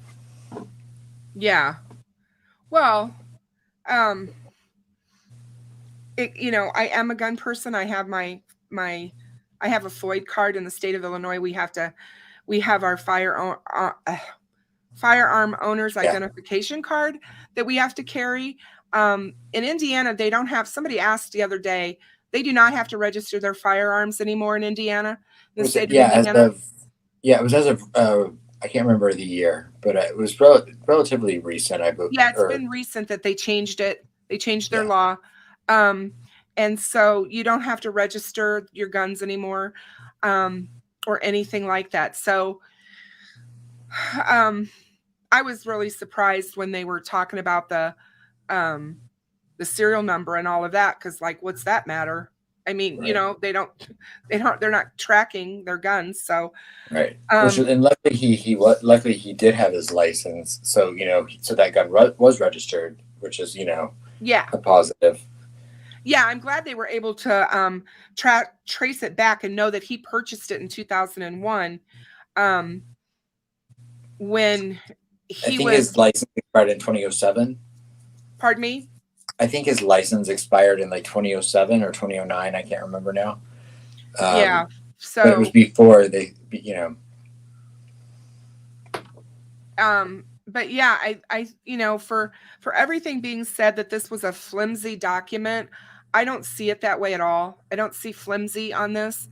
It's not that they're not going to have an uphill battle, because I do believe that they're going to have some issues that they're going to have to deal with in court.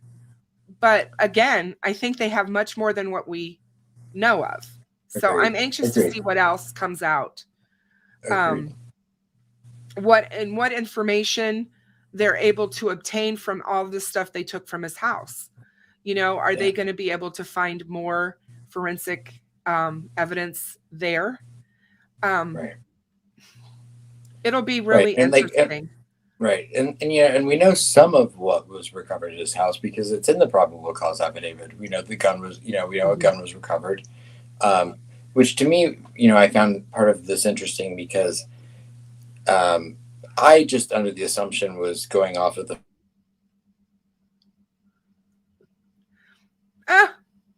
Where did he go? There you are. I'm like, I lost you. Can't hear you. I can't hear you. Can you hear me now? I can hear you now. Okay.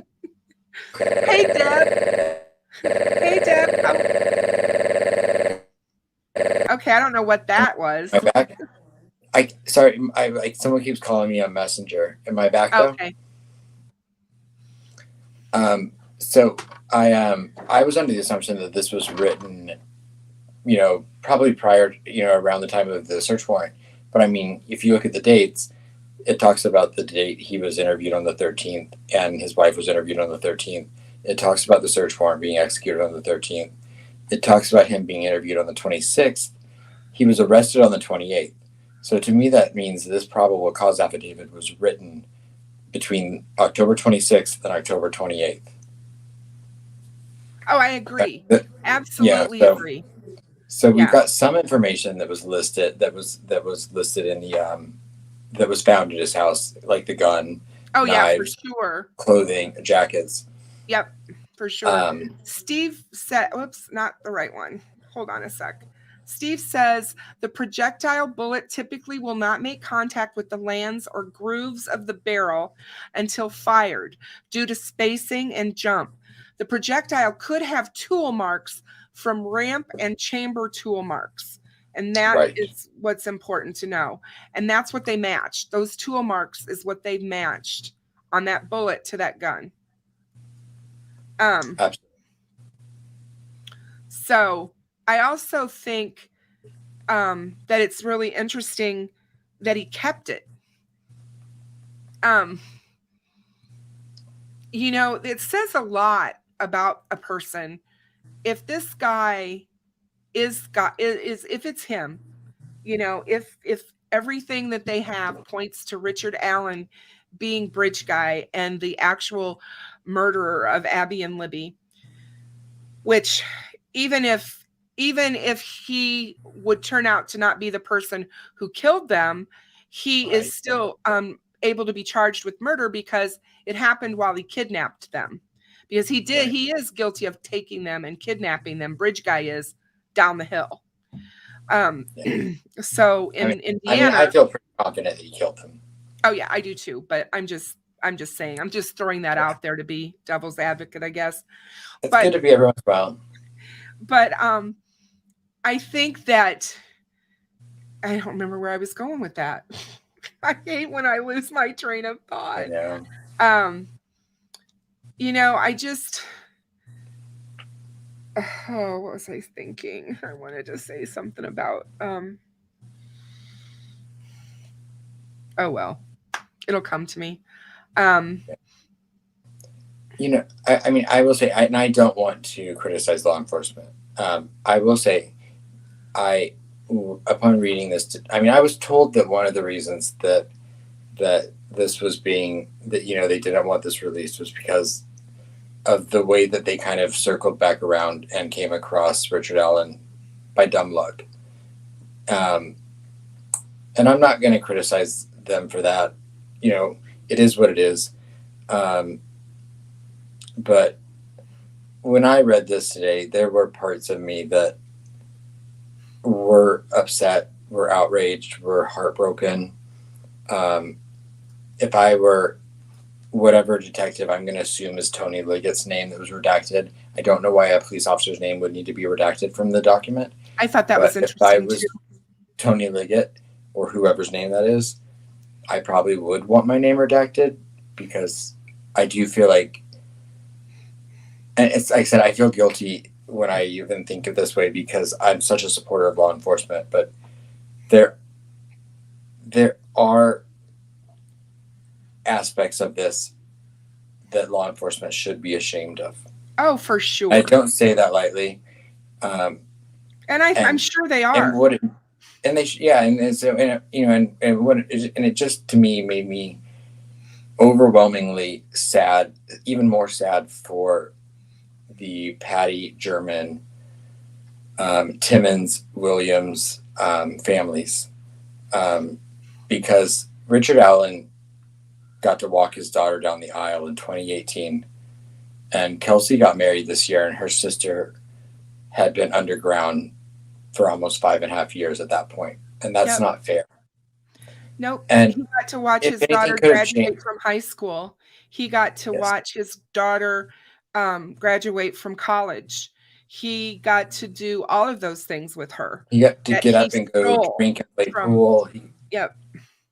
He stole those things from Abby and from Libby. And this is what I was trying to remember. Rosie for Ribbits, I love you. Thank you so much. I thought it was odd that not only did he keep the gun, but he kept it sounds like he kept his clothes, possibly, at least the jacket, possibly. And I'm like, that's pretty bolden of a person who, like I said, it really screams to a person who doesn't care, who doesn't he has no fear of being caught.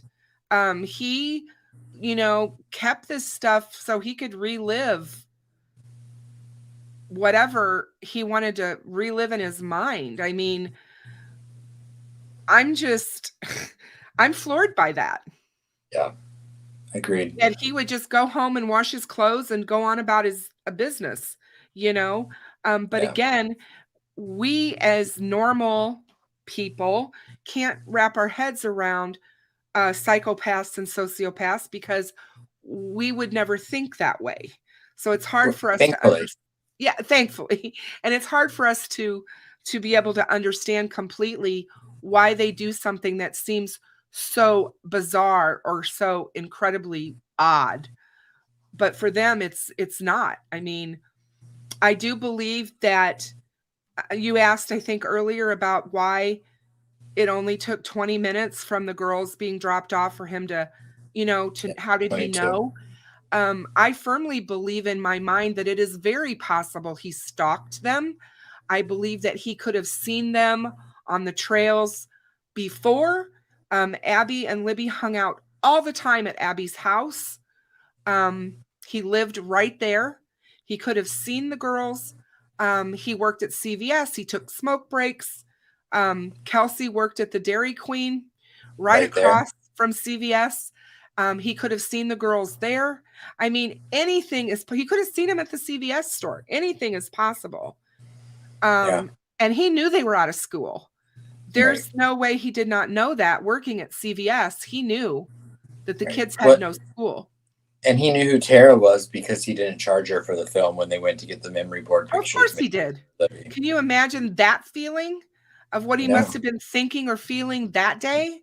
Well, think of. I mean, think of I don't know how big the town you live in is, but think of how many times you've been in CVS in the last 5.5 years. I don't know if you have one CVS or if you go in multiple, but think of how often you're in that store, whether it to be to pick up a prescription, whether it to be to do whatever.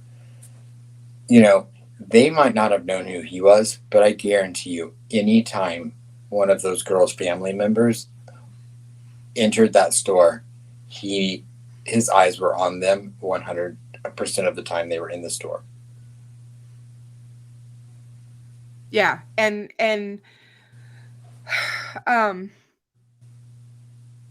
I agree with you on that. And to see him going to JC's, 2-3 times a week with his wife to play pool and to just hang out in a pool league and talk about this case with others and talk about the murders. It's something it's hard for you to wrap, like I said, wrap your head around. So yeah, just crazy. Right. Just crazy. But I'm so happy that you came on. I don't want to keep you too much longer. Thank you. I was going to say, I'll let you go. I'm going to let you go to the rest of your show. I don't know what else you have planned, but I don't want to take up all your time. Yeah, no, I'm going to hop off here real soon, but I am so glad that you came on. Yeah, anytime. It means so much to me. And I just love you. You're so funny. You could have, Maria and I talked about this before, and I know other people have said it. You could do your own show. You would be amazing at it. You don't need any of us to help you along. Oh. Don't tell Sunny I said that. She'll smack me for trying to steal you away, but I like being around strong women, so I appreciate people like you and people like Sunny and people like Cold Truth Mel, people like Maria. I like to surround myself with strong women. So, and I have to say, for anyone that doesn't know, Kristen didn't even know me, and she months ago now, went out of her way to reach out to me and offered to, at her expense, mail me a Libby and Abby bracelet and a Floor 4 bracelet, which I do not take off. And I just wanted to say again, thank you so much for that, because that you didn't owe me anything. You had no reason to have to do that, and that was so kind of you. Well, you're so welcome. You've given so much to this case, and your heart is in this case, and it's so easy to see. And I just felt that I knew you would appreciate having them. I treasure it. I treasure them. And I wear mine. So, I mean, they're there until, I always said I wasn't going to take it off until they're behind bars or it's done. I just really want them to always be remembered and in the forefront of our minds through all of this. We've got a long road ahead of us. I don't look for this case to be adjudicated for 2 years at least. There's going to be so much discovery. We got almost 6 years of stuff that the defense is going to have to get through. So we got a long haul with this case. Yeah. But I know, and I'm disappointed. I know I won't take up any more of your time, but I know that I had tickets to an event in Atlanta in December that was called Life After Delphi. That was it was an event being held by Kelsey, where she was giving a speech, and I bought my plane ticket on Sunday. Oh, I bought the plane ticket, or I bought the ticket for the event a few months ago. I know Steve True Crime Web was going to be there. I've recruited several other people to go, and I got an email this morning that they're postponing it, which I understand. I'm not upset about that. I'm disappointed, but I do understand. They said, regardless of the gag order or whatever, they just, it would be best to put the event off. So for everyone that I'm not going to get to meet in December, I'm so upset. And of course, I bought my plane ticket on Sunday, so now I have to figure that out. Lord. I was like, really, 2 days? 2 days? I couldn't have just waited to buy that plane ticket. So. Well, I know that she was doing the event, and it didn't surprise me that they are postponing it. But yeah, it's awful that happened that way for you. I hope you can still maybe use your ticket, maybe go have a weekend or something. I don't know.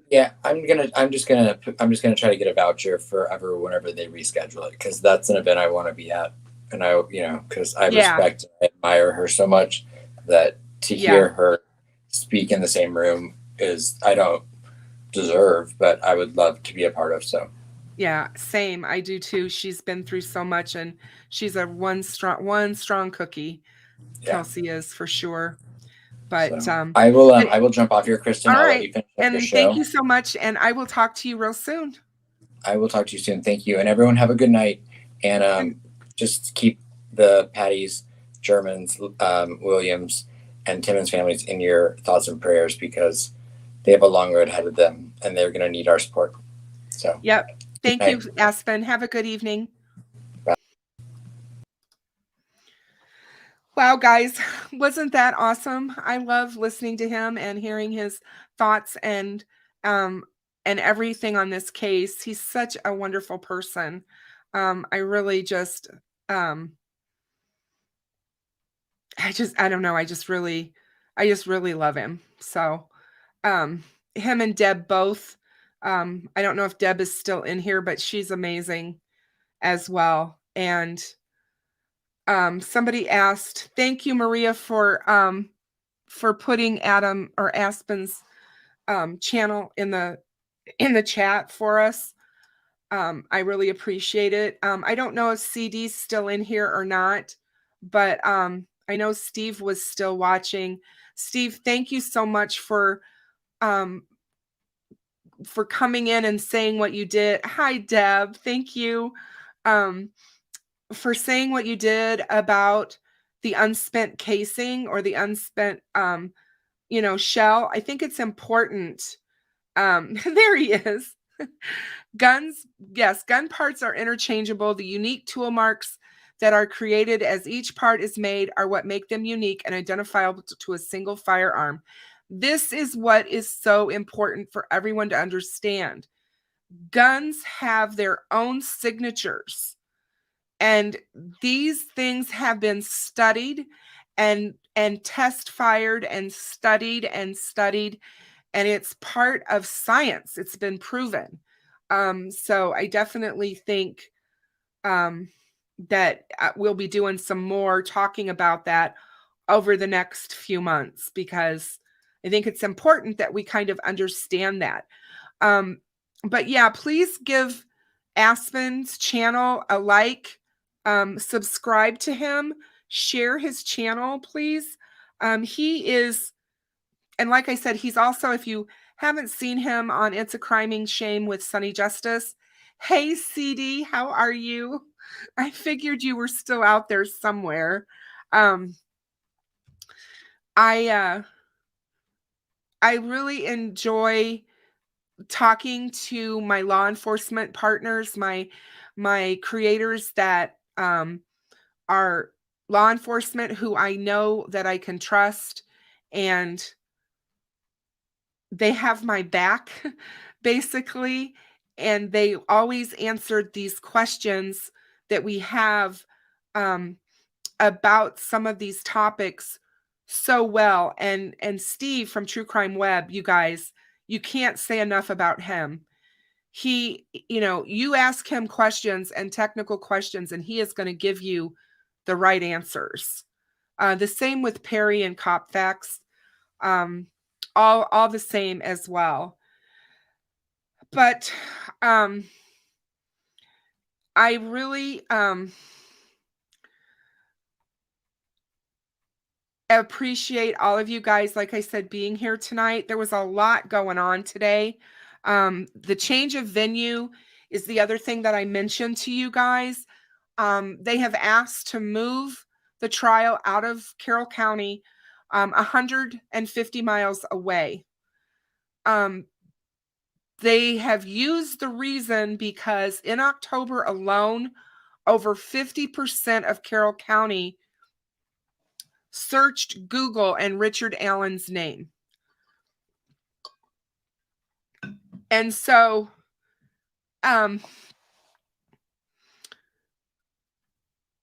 they're pretty much saying that trying to get an untainted jury pool out of Carroll County is going to be pretty slim and pretty hard. And they're feeling that the moving them 100 to 150 miles away will definitely give them a better chance. And I'm all for that, simply because I don't want him to have any reason to get anything overturned on appeal. I want this guy to get the fairest trial ever. And, oh, Steve, I'm the one who's so honored to have you here. I'm so glad you're here with us to talk about these important topics. You are the real deal, my friend. So if they do grant, which I do look for them to grant a change of venue, and where they take the case, that's going to be, that's going to be the thing. One of the things I wanted to talk about with that, or say it, I haven't heard a county. Nobody knows what that would be, but I was definitely thinking maybe Maria and I talked about it today, and maybe Bloomington, Indiana, or Evansdale, or Evansville, not Evansdale, Evansville, Indiana, maybe those two locations, because I do believe that would be far enough. But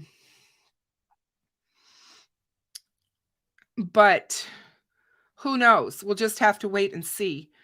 I think it will be beneficial to the case to move it.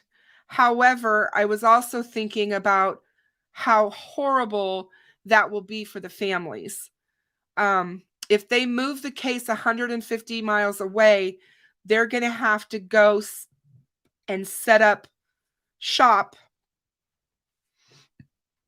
in that city for the number of weeks the trial goes on, unless they drive every day back and forth, and that's a lot of driving. Good night, John. Have a good evening. Thank you so much for being here.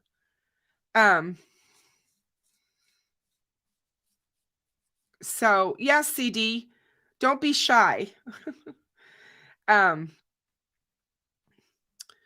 But yeah.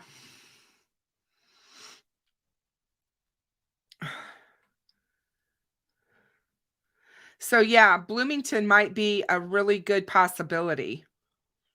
I know somebody was saying earlier that Fort Wayne is like 100 miles or a little less than 100 miles. I just don't think it's far enough. That's just my opinion. But so I definitely look for them to move it. I just don't know where. That should probably be, I would imagine that motion would be, they will be reacting to that motion. The judge, rather quickly as well. Um,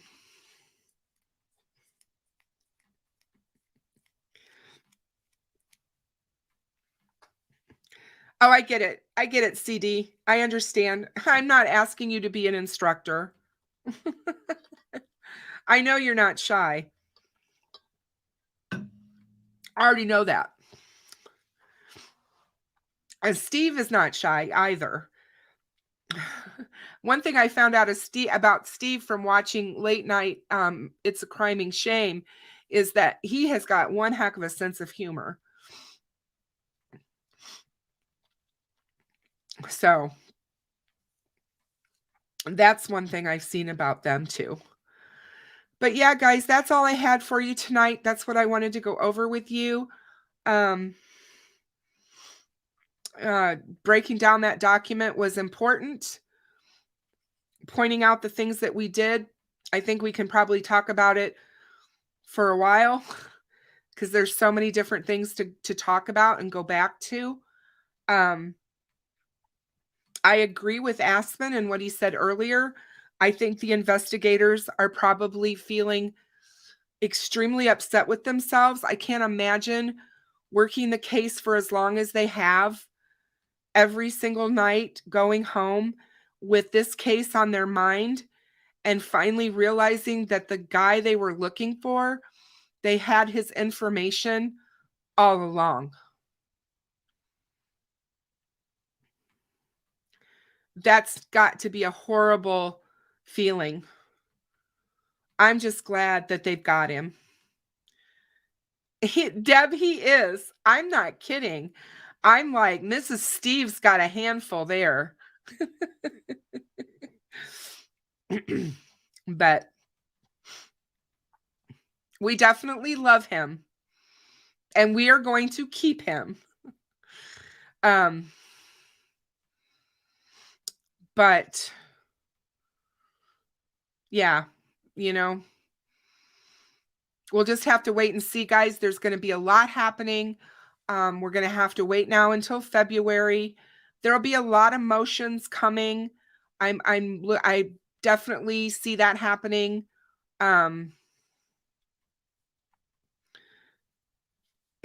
We'll be keeping an eye on my case so that we can bring that information to you. And we'll keep diving in to some of the topics. And the whole thing with the gun is going to be interesting. So we're going to be talking about that. I'm going to continue to reference Steve and all of his luminol experiments because I know Steve would be the first one to tell us if they found that jacket that he wore or those blue jeans that he wore and he kept, they will be able to find blood on them with the luminol test. So I just think that that's interesting. So, well, Wayne, his defense attorneys did not feel that way. They didn't feel he was going to get support in his own county because there's too many people in Carroll County that know too much about this case already. And that's where they're worried. So there's a lot of people in Indiana that aren't aware of this case. That's one of the things that we found out when we started covering the case, and we kept hearing that people were being asked and they were like, oh, I thought that case was already solved. Things like that. It's just going to be really interesting. And Jumpin' Jack Flash, I think you're right. I think the car will tell a story. I think there's a lot of different aspects here. And it's going to be interesting to see what all the tentacles that Doug Carter was speaking of, what those are. So, but again, I appreciate everyone being here with me tonight. I missed you. I went two live shows without you guys. And it feels like it's been forever. And I'm glad to be back and to see you all. So I hope that everyone has a good rest of your evening. I'm sorry that we've been here so long on a work night, but I will see all of you on Thursday unless something happens. There's a couple things going on in my life on Thursday. I may be late, but I will definitely put out my thumbnail with the time of when I'm going live, but it should be 8 p.m. Central Standard Time. So we'll see. But yeah, thanks so much for all of my moderators who stuck around and was here tonight with me. I appreciate each and every one of you. And for all my subscribers, thank you. And my members, for everyone who's a member of the Doors, thank you for supporting me and everything that I do with my channel. I wouldn't be here if it wasn't for you. And for everyone of the family members of Libby and Abby, my heart goes out to you. I realize that you celebrated another holiday this week without your girls with you, and that is never easy. I go through it every holiday for my little boy, and the fact that there's someone missing at the table. And so I hope that Abby and Libby are a little bit more at peace now, knowing that there's been an arrest. So yeah, a huge day. Good night, everyone. And if you have questions or you have other cases that you might want me to cover, please feel free to email me those suggestions. And I'm always willing to take that under advisement. I'm always looking for those things to cover. But most of all, be kind to one another, respect each other, and most of all, pay it forward. It doesn't take much to be kind. Love all of you. Good night, everyone.